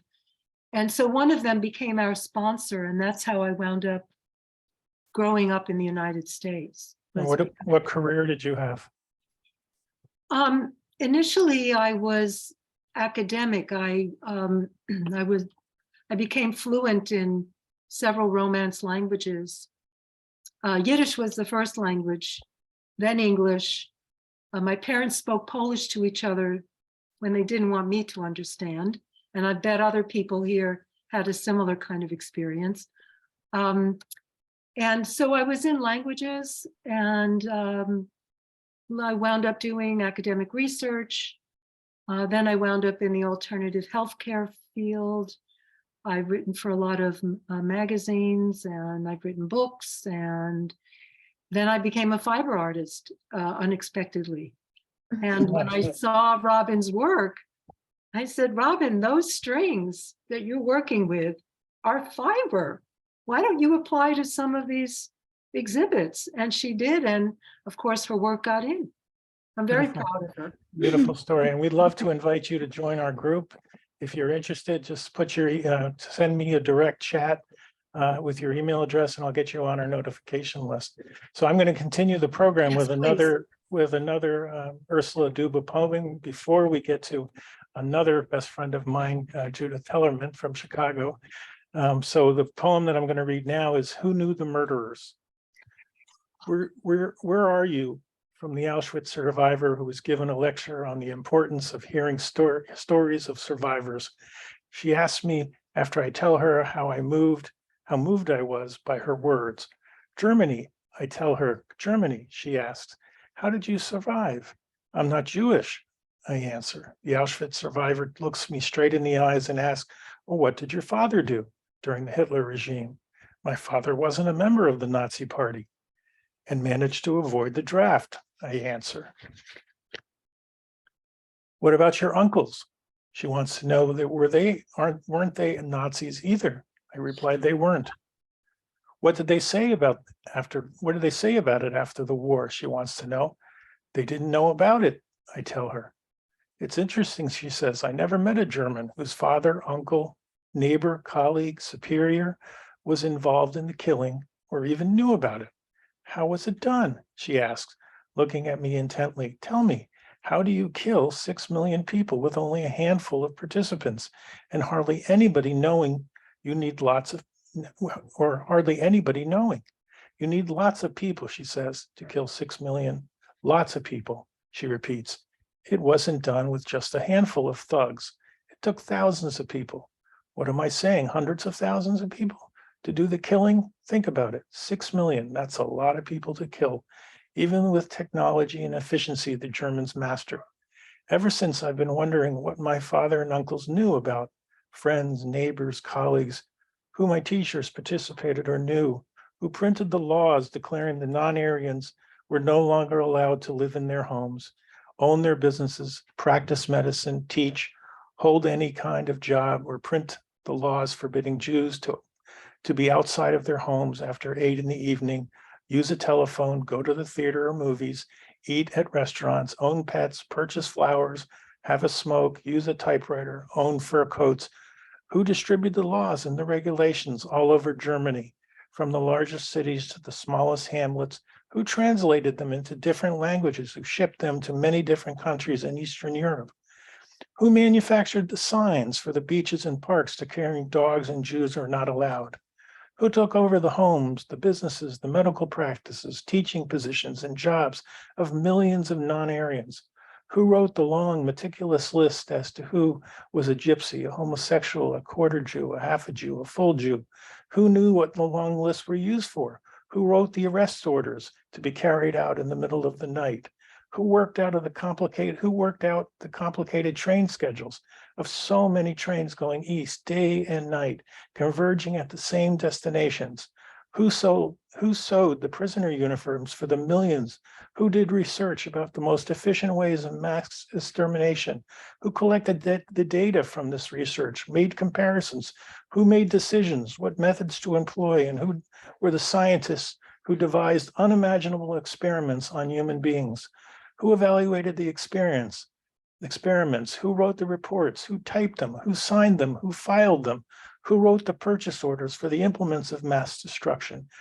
Who manufactured the chemicals used for the killing? Who manufactured the gas chambers? Who shipped them east? Who did the billing to the government? What did my parents know? Who of my aunts and uncles, teachers and neighbors knew? Who knew? Well, on that note, I'm going to spend a second to introduce my friend, Judith Tellerman. And Judith, hold on one second.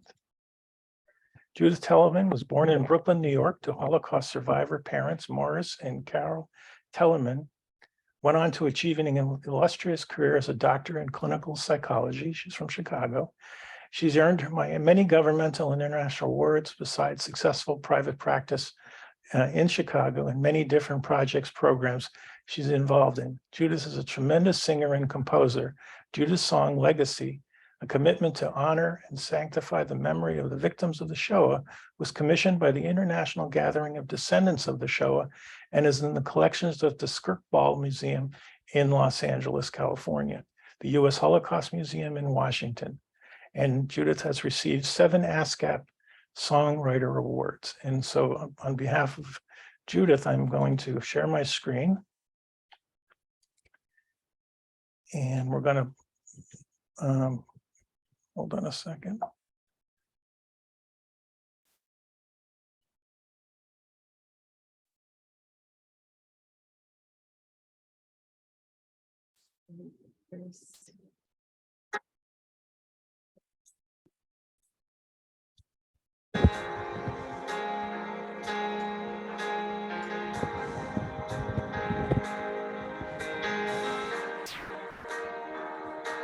And here I stand,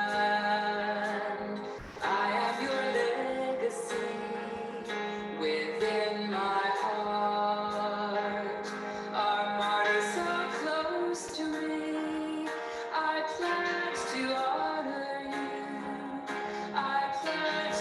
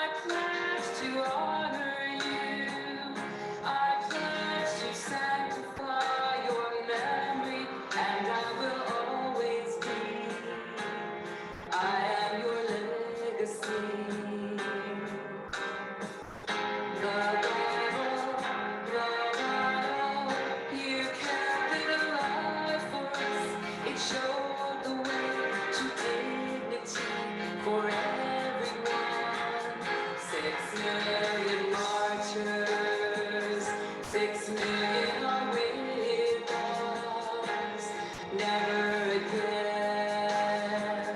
The Shoah Remembrance, we pledge to honor you. We pledge to sanctify your memory, and we will always be. We are your legacy. The Bible, you kept it alive for us. It showed the way to dignity for everyone. And we, the world, reach out to each other. The lesson learned. No more genocide. We pledge to honor you. We pledge to sanctify your memory, and we will always be. We are your legacy, and we will always be. And we will always be. And we will always be. We are your legacy.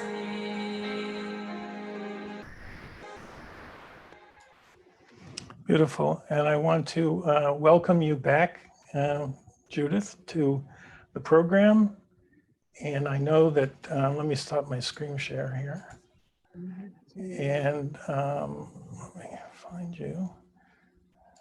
And I know that you're going to take the screen share and you're going to run your own program. So I want to make that available to you. So go ahead, Judith. Welcome to the program. You're back for second or third program with me, and I'm thrilled. So welcome. Thank you so much. It's been just wonderful. Zola, oh my God, unbelievable. And you, Robin, God, like Bezalel in the Bible. So such a genius. Yeah, yeah. Okay, so, or Bezalel, I don't know how you pronounce it, but you know, you get the point. Okay, I'm going to begin with a quote. If you run from your past, you are just surviving, not living. As it says in Deuteronomy 25:17, remember what Amalek did to you on your journey after you left Egypt. Since the enactment of Poland's 2018 Holocaust law that makes it a crime to claim that Poles were responsible or complicit in Nazi crimes, there is conflict between Poland and Israel because Poland has not come to terms with its persecution of the Jews. Published in Aish.com today, March 19th, 2023, on the internet. University of Ottawa professor and Jan Grabowski and Shira Klein, an associate professor at Chapman University in California, report for the last 10 years, Wikipedia editors have been promoting a skewed version of history on Wikipedia, whitewashing the role of Polish society in the Holocaust, minimizing Polish anti-Semitism, blaming Jews for their own persecution. They published their shocking conclusions in an article titled Wikipedia's Intentional Distortion of the History of the Holocaust in the Journal of Holocaust Research. This distortion is going on all over the internet. I recently read an article insinuating that Jews were to blame for the pogrom of Zich. My own father, Morris Tellerman, was in that pogrom with his father, Mendel, when the Poles, with cooperation of the Polish police, destroyed the entire Jewish community March 9th, 1936, before the Nazis ever arrived. The violence and destruction of Jews by Poles and the seizure of Jewish property went on with impunity for many years before the Nazis invaded. David Velcher, my mother's father, was a victim of the Polish government and military. David Velcher was a chassid of the Rebbe of Lublin and a scribe, a businessman. He provided an affluent lifestyle for his devout family of 7 children, with his wife Pearl now expecting their 8th, Carol, my mother. He was part of the great tradition of Hasidism, which originated in and emanated from the town of Chelm. Hasidic tradition records Eliyahu Baal Shem, chief rabbi of Chelm in the 16th century, founding a Nistarim, a mystical brotherhood, to offer physical and spiritual encouragement to the Jewish populace, from which Hasidism later emerged. Today in Poland, there is no record of David Velcher's assassination and death, no Matseva tombstone, no Jewish cemetery. This desolation before, during, and after the Shoah in Poland is expressed by Tifa Grieber, Deep Graves, a Yiddish poem by Shmuel Halkin, adapted to an English song by me, and I'm going to play it now. I have to find the, okay, here it is, all right.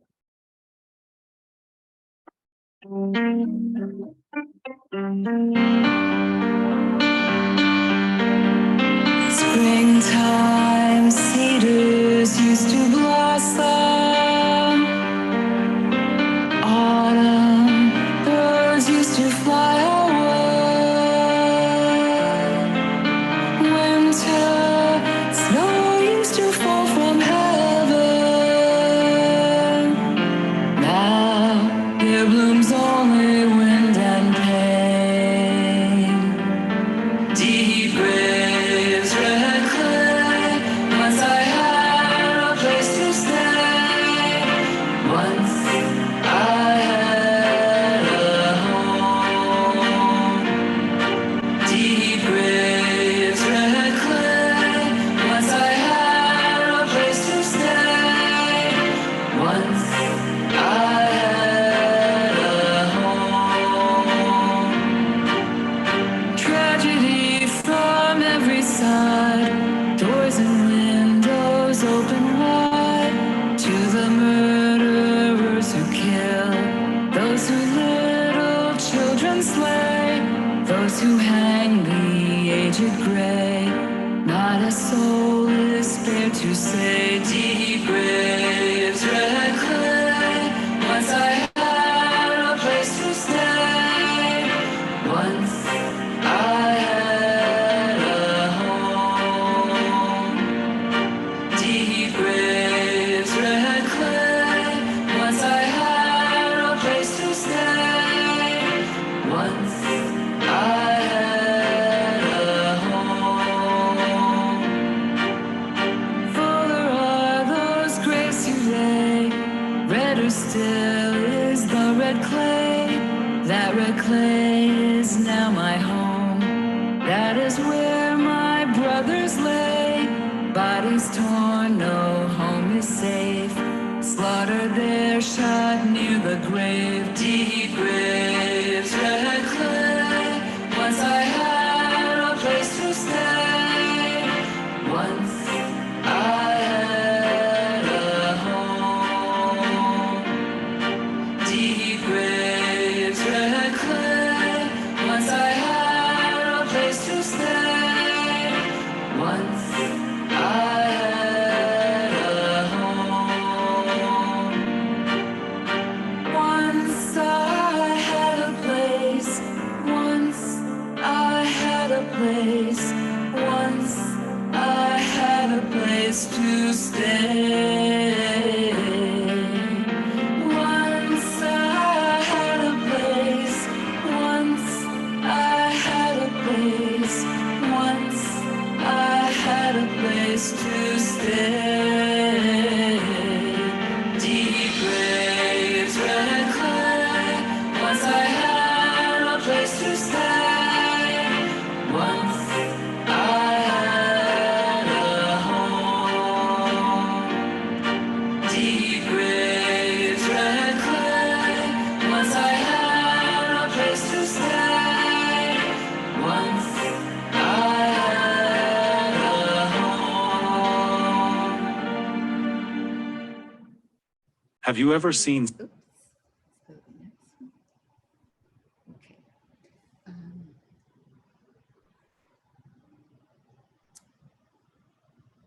My mother, Carol Velcher Tellerman, was a brilliant, adorable, fatherless child with cascading hair and bright eyes.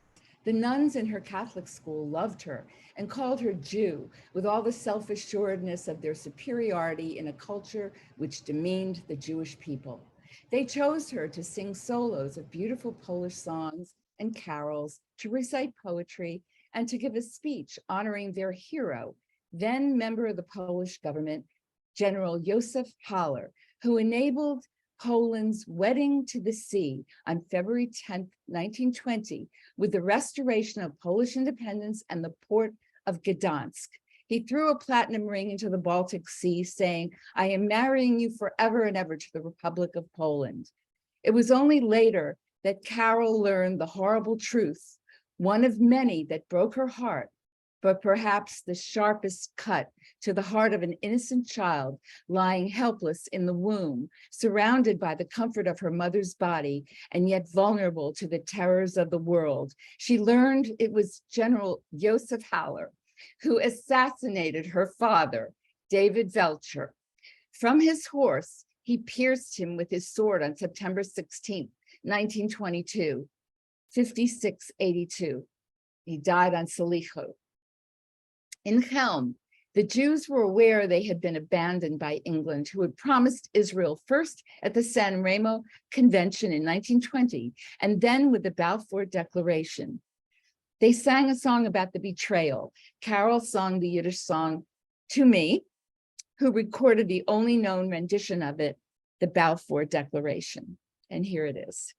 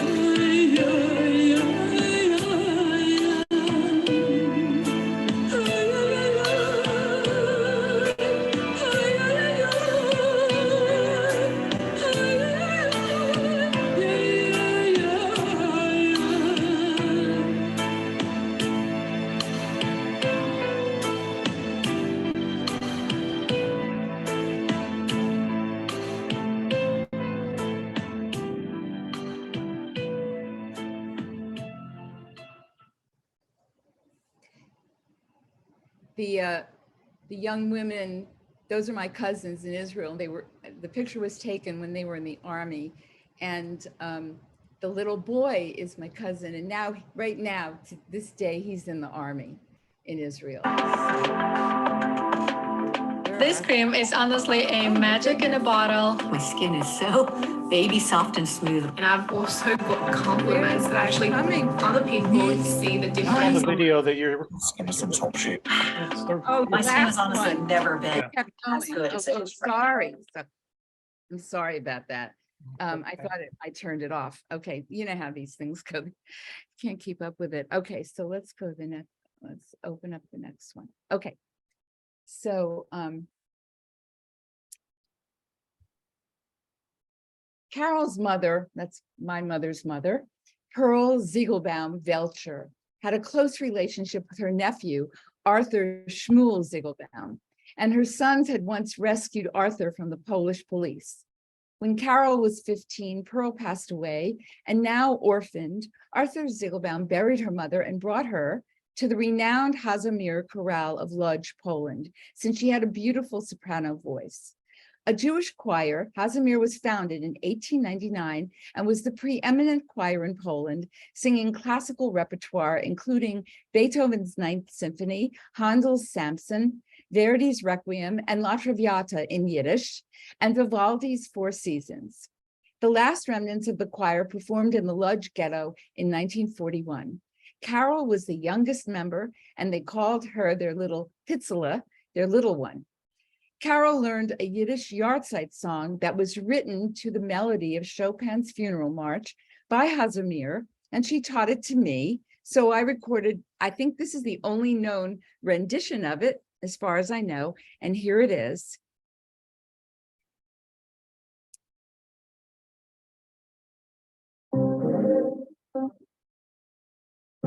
Mit Reich und Schein, mit Reich und Schein, mit Reich und Schein, von Teufels Jahrzeit feiern und hellen singen, das stille Jesko-Lied, aus süßer Schau zu unser einziger Befreiung.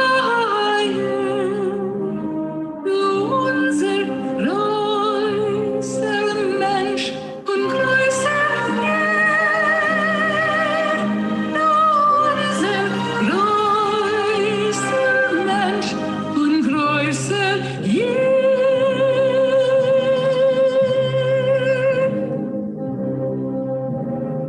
Mit Reich und Schein, mit Reich und Schein, mit Reich und Schein, von Teufels Jahrzeit feiern und hellen singen, das stille Jesko-Lied, aus süßer Schau zu unser einziger Befreiung. Unser größter Mensch und größer Herr, unser größter Mensch und größer Herr.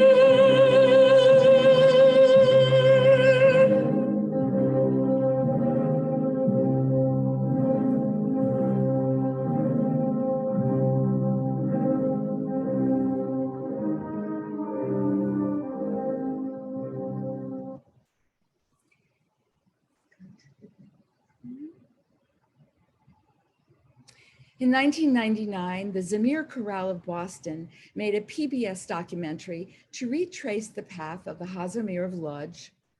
Carol narrated part of the video and later in Florida sang with Zamir this haunting song of a mother holding her child in the midst of the Shoah, so personal to Carol, whose 13-month-old daughter Pearl died in her arms, never seen by her husband Morris, my father, who was fighting in the siege of Leningrad and who liberated Majdanek concentration camp.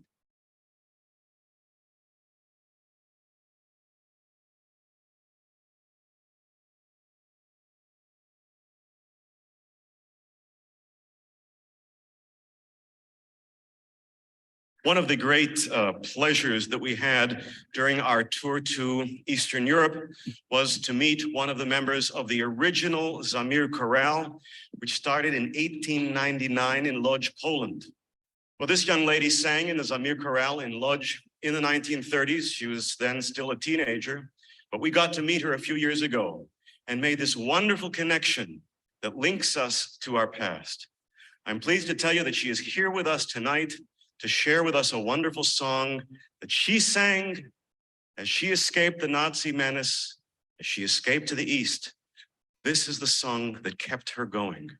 It is a lullaby, but a very unusual lullaby, written by a Zamir conductor by the name of David Begelman. He wrote it for the Jews in the Lodz ghetto, and it reflected the unfortunate circumstances that they faced. This is what the mothers sang to their children. It is my great privilege, and please join me in welcoming Carol Tellerman to our stage.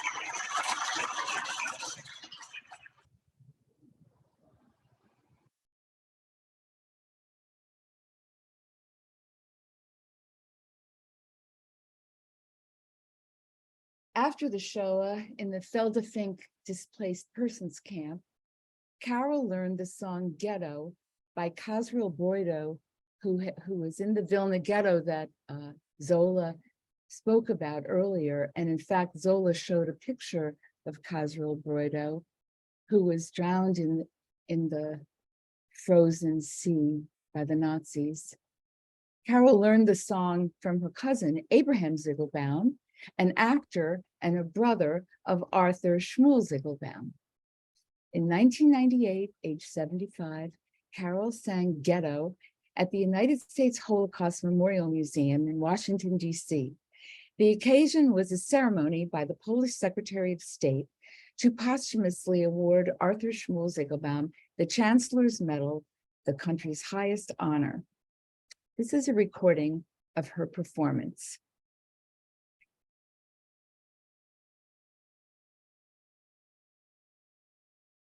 Was born in 1922 in Helm. Carol Tellerman was born in 1922 in Helm, Poland. Having lost both of her parents, she became extremely close to her first cousin, Shmuel Ziegelbaum, and his family. They spent a great deal of time together, and Shmuel, who was much older, looked after her, almost as if she were his own child. Fortunately, Carol survived the war and emigrated to the United States. Tonight, in honor of her cousin and our hero, she will sing a song entitled Ghetto, which was written in the Vilna Ghetto. This song was written by Casriel Broido, who in January 1945 was killed along with hundreds of other Jewish deportees as the German militia destroyed their ship near the Baltic port of Königsberg. Carol Tellerman first heard this song in 1946 when she was in the Feldafing displaced persons camp near Munich.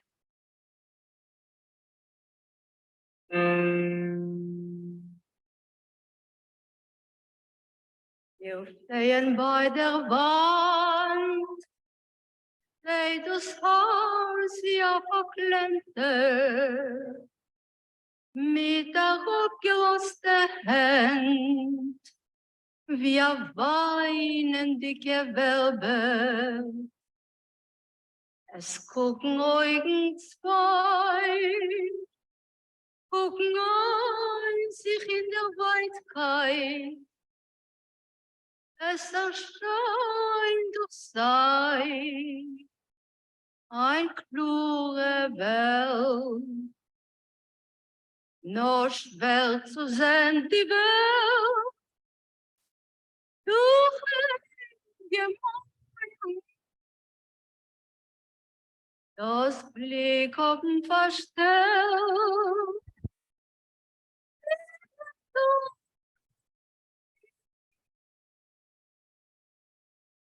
mach die Augen zu, denn siehst du alles in Cholem. Es erscheint nur sei ein klure Welt. Ghetto, wir vergessen, will ich gehen wohl nicht.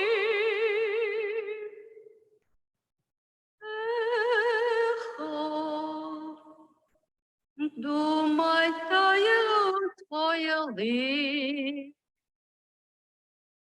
ich sing deine Gäste.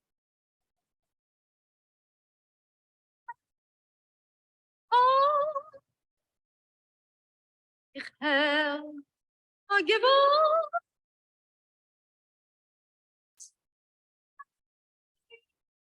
Was deine Gäste.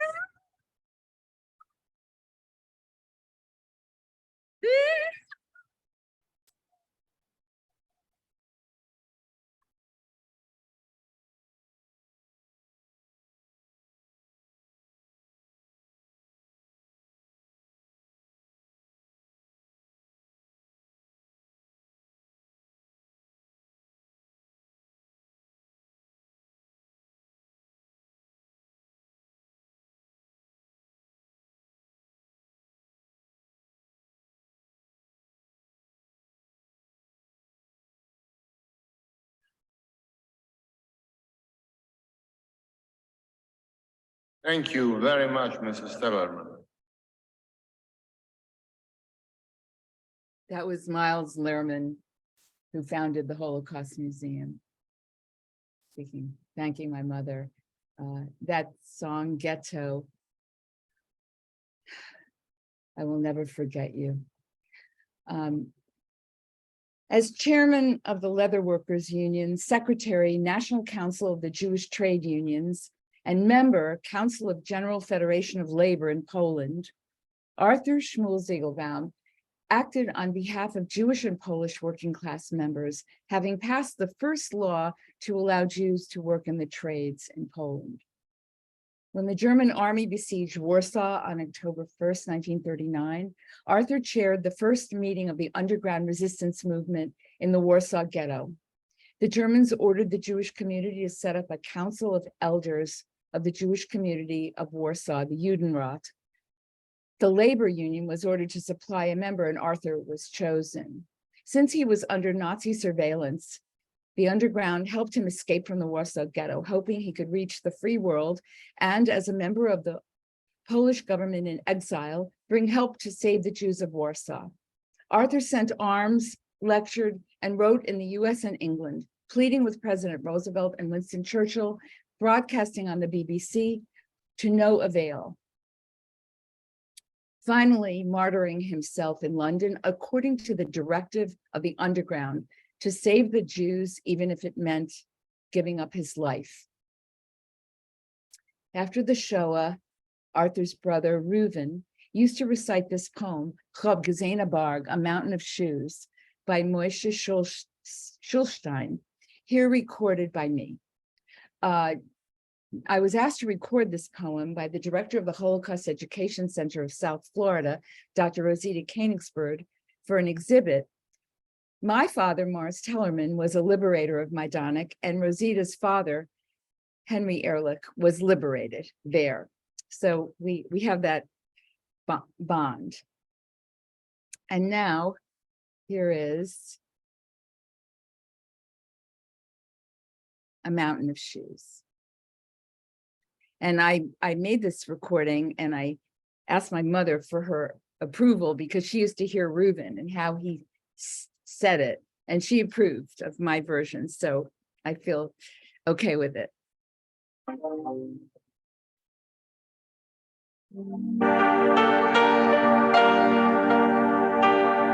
I saw a mountain higher than Mount Blanc and more holy than the mountain of Sinai. Not in a dream, it was real. On this world it stood. Such a mountain I saw of Jewish shoes in Majdanek. Such a mountain I saw, and suddenly a strange thing happened. The mountain moved, and the thousands of shoes arranged themselves by size, by pairs, and in rows, and moved. Hear the march, hear the shuffle of shoes left behind, that which remained from small, from large, from each and every one. Make way for the rows, for the pairs, for the generations, for the years. The shoe army, it moves and moves. We are the shoes. We are the last witnesses. We are shoes from grandchildren and grandfathers from Prague, Paris, and Amsterdam. And because we are only made of stuff and leather and not of blood and flesh, each one of us avoided the hellfire. We shoes that used to go strolling in the market or with the bride and groom to the chuppah. We shoes from staple Jews, from butchers and carpenters, from long crocheted booties of babies just beginning to walk and go on happy occasions, weddings, and even until the time of giving birth, to a dance, to exciting places, to life, or quietly to a funeral. Unceasingly we go, we tramp. The hangman never had the chance to snatch us into his sack of loot. Now we go to him. Let everyone hear the steps which flow as tears, the steps that measure out the judgment. I saw a mountain higher than Mount Blanc and more holy than the mountain of Sinai.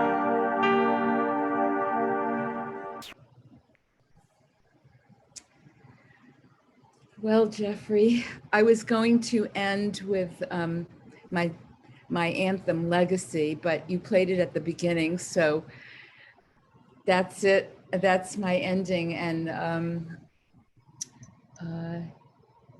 you know, what can I say from my heart? All right, well, let me say that your legacy was not at the beginning and it shouldn't be at the end. It'll be forever. And all I could think about is your Yiddish mama. As I could tell that you were tearing up as well at times. And I can't imagine how difficult it must be to hear, both for you and Zola, to hear your mother's voice in recording. And you're so fortunate to be able to have such a legacy of recordings. For those, like for me personally, I have like my parents never spoke about anything in the war. So you have a rich, deeply emotive background on which to share universally, which is what you're doing, which I think is terrific. All three of you. When I started to build this program almost a year ago now, I knew that I wanted a really powerful, different type of memorial Yom HaShoah program. And boy, this has been an amazing experience for me personally. And I hope, and unfortunately, not everyone was able to get in, but we'll have this recording and I know that it'll have a viral impact. And so I hope you will be able to share your program. And I want to open this to everyone now for if there's any Q&A. I also want to acknowledge the survivors who are in the audience with me. Devorah, I love your new hairdo, so nice to have you. And Ruth Lindemann, nice to be with you. Sammy there in the corner, thank you. And I know there are others who will listen to the recording. So if there's anybody who wants to ask a question of the presenters, now's the time. Just raise your hand. We have a small group here. If not, I will conclude. And I'll give Ruth, I wrote you, Ruth, I don't know if you saw my email from last night, but I know you sent me some poems from Palm Springs. You're welcome at this time to pick one if you want to and to share it if you choose. I don't want to put you on the spot, but it would be a good time. We have a few minutes to do so. Okay. Well, this is a poem written in the contest for the 2023 Holocaust Poetry and Artist Contest for the schools in the Palm Springs area. And the first place poem is from a middle school division. Her name is Mia Margolis. She's the 8th grader, which probably makes her about 13 or 14. And this is what she wrote. Frozen in time. Mostly I remember the gunshots, loud and sharp as people ran in all directions, screaming, crying, soldiers yelling, and me, holding my mother's hand, rushing through the streets, frightened like I had never been before, heading toward I don't know where. Then Mama tripped, landing flat in the street, and I lost her hand. I stopped and turned, people around jostling me forward. I have never forgotten her face. white, panic-stricken, desperate. She cried out, "Run, my child, run." And so I did. I know it's difficult, so I don't want to put you in That an was uncomfortable that space. was the last time I saw my mother. All the love, tenderness, and care of her. Trapped forever in that moment. She told me to run, to survive, to remember. And so I did. I've never done this. Okay, I don't want to put you in an uncomfortable space, so we'll take a break. If you Well, don't, Judith's music and the rest of you, it was so moving. I haven't seen a program quite like this before, although I've seen a lot of them by now. And thank you, everybody. I really have to go.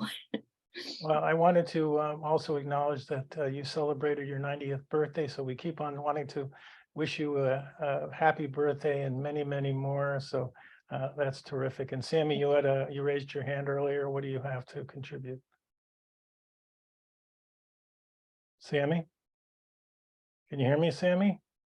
Sammy, unmute yourself, please.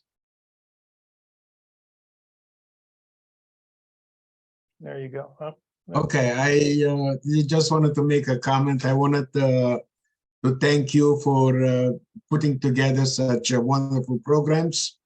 Okay, very honored to be with you. And this is absolutely a panel of wonderful, wonderful people. Okay, and kudos to everybody. Okay, and together we are making, hopefully, working together to make this a better world, a kinder one with less hate. So thank you again for everybody. Okay, and anybody else who wants to get on camera, it's great if we'd be able to see you so we could see you. And if you have any questions or comments, let me ask you, Devorah, is Abba a relative of yours, Abba Caspi? You have to unmute yourself. Yes, he's my husband. And he see. sings with Samir Carell, who posted it. Okay, terrific, because I see him, he's on, but he's not on camera. Okay, you're getting some feedback there. Okay, and Mark.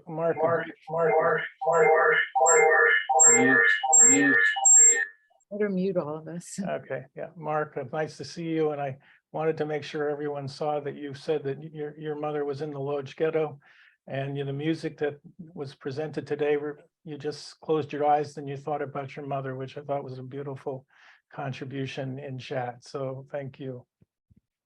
I was very moved by this program. Zola always moves me. The passion and caring is just incredible. Judith, your voice was just unbelievable. And Robin, what an intriguing and interesting way of preserving the story. I'm just truly touched. I am the son of Holocaust survivors from Lodz. They never really, as Jeff knows, they never really told me about my history. They never really talked about it. I knew they were Holocaust survivors. And when I did learn the truth by accident of what it was like, I tried to preserve what I could in my novels about the Lodz ghetto. But when you have artwork and songs, it is such a more immediate thing than trying to get people to read books. And so I'm very grateful that you shared with us today. Thank you. And thank you, Jeffrey. I'm just honored to be part of this group. Thank you. Thank you. All right. Well, I'm going to read one more poem to exit us out from Ursula, which is a very powerful poem. I think it'll be a good third program to leave us with. Hold on a second. Words, bold letters on top of a page declare the newsletter is dedicated to all those who perished in the Holocaust. A German Gentile now living in the US is proud of his efforts to pay homage to the victims of the Shoah on the anniversary of Kristallnacht. but I am disturbed by the words perish. In this dedication, it conjures up images of people dying in earthquakes, in a storm out open in the sea, in a hurricane or a tornado. The word perish does not tell me about the open ditches rapidly filling up with corpses of innocent men, women, and children shot by members of the Einsatzgruppen or the Wehrmacht. It doesn't show me the piles of emaciated bodies deliberately starved to death. It doesn't show me SS guards who used their victims for target practice, nor does it display the twisted bodies of people who died in the hands of doctors who performed cruel experiments in the names of science. There are no gas chambers, crematorium, or perpetrators. Weren't Jews, site gypsies, and non-Aryans murdered? I asked the German man. Yes, of course. The victims of the Holocaust were murdered, he answered, taken back. But this word sounds so aggressive, he adds with dismay. After several days of back and forth, the German man decides to delete the entire sentence on the top of the newsletter rather than using the word murdered in his dedication of the victims of the Shoah. While discussing this with several friends, we take note that a lengthy article in the leading magazine has recently informed us of most of the victims of the genocide in Rwanda had been hacked to death by their Hutu neighbors. No euphemisms here. As to how these victims died on discussing the 3 million Cambodians who died in the killing fields, the language is quite clear. They were starved to death and were brutally murdered by the Khmer Rouge. On further probing, no one suggests John F. Kennedy or Martin Luther King perished. Both were assassinated. A few weeks later, I asked a Holocaust survivor what words would properly describe the actions by which 6 million died. They were exterminated, he says, without any hesitation. This word immediately reminds me of my first months in the United States in an apartment in Brooklyn and the discovery of cockroaches in my kitchen cupboards. Honey, my next door neighbor, had told me then, look in the yellow pages under exterminator. Recently, I heard Mike Wallace of 60 Minutes refer to all those who were lost in Auschwitz. The word lost makes me think of my fear of getting lost in foreign cities on my travels abroad. Even maps are limited value in those countries who use different alphabets. The word also conjures calls of images of thick forests where hapless travelers get lost. I'm reminded of the story of Hansel and Gretel, which used to make me appreciate the safety of our cramped house when I was a child. What with the twice-a-day roll calls, the meticulous record keeping by German and Austrian concentration camp commanders, the chances of being lost in Auschwitz or any other concentration camp was very slim, my dear Dahlia explained to me, whose mother was gassed on the very first day of arrival in Birkenau. And these 3 poems that I read are from Ursula Duba's recently published book, Germany, the Legacy of Bystanders, Cowards, Informers, Desktop Murderers, and Executioners. And the book is available on Amazon, and I highly recommend. This is the 3rd book that Ursula has published. So I want to thank you all. I'm honored that you have joined me here today for what is a fabulous program. I want to let you know on April 16th and April 23rd, there are 2 other additional HaShoah programs that I've been working on that will be as good, if not equal to, as great as the programs that you saw here today. And I will see you soon. And thank you for coming. I'm honored to have you all as friends.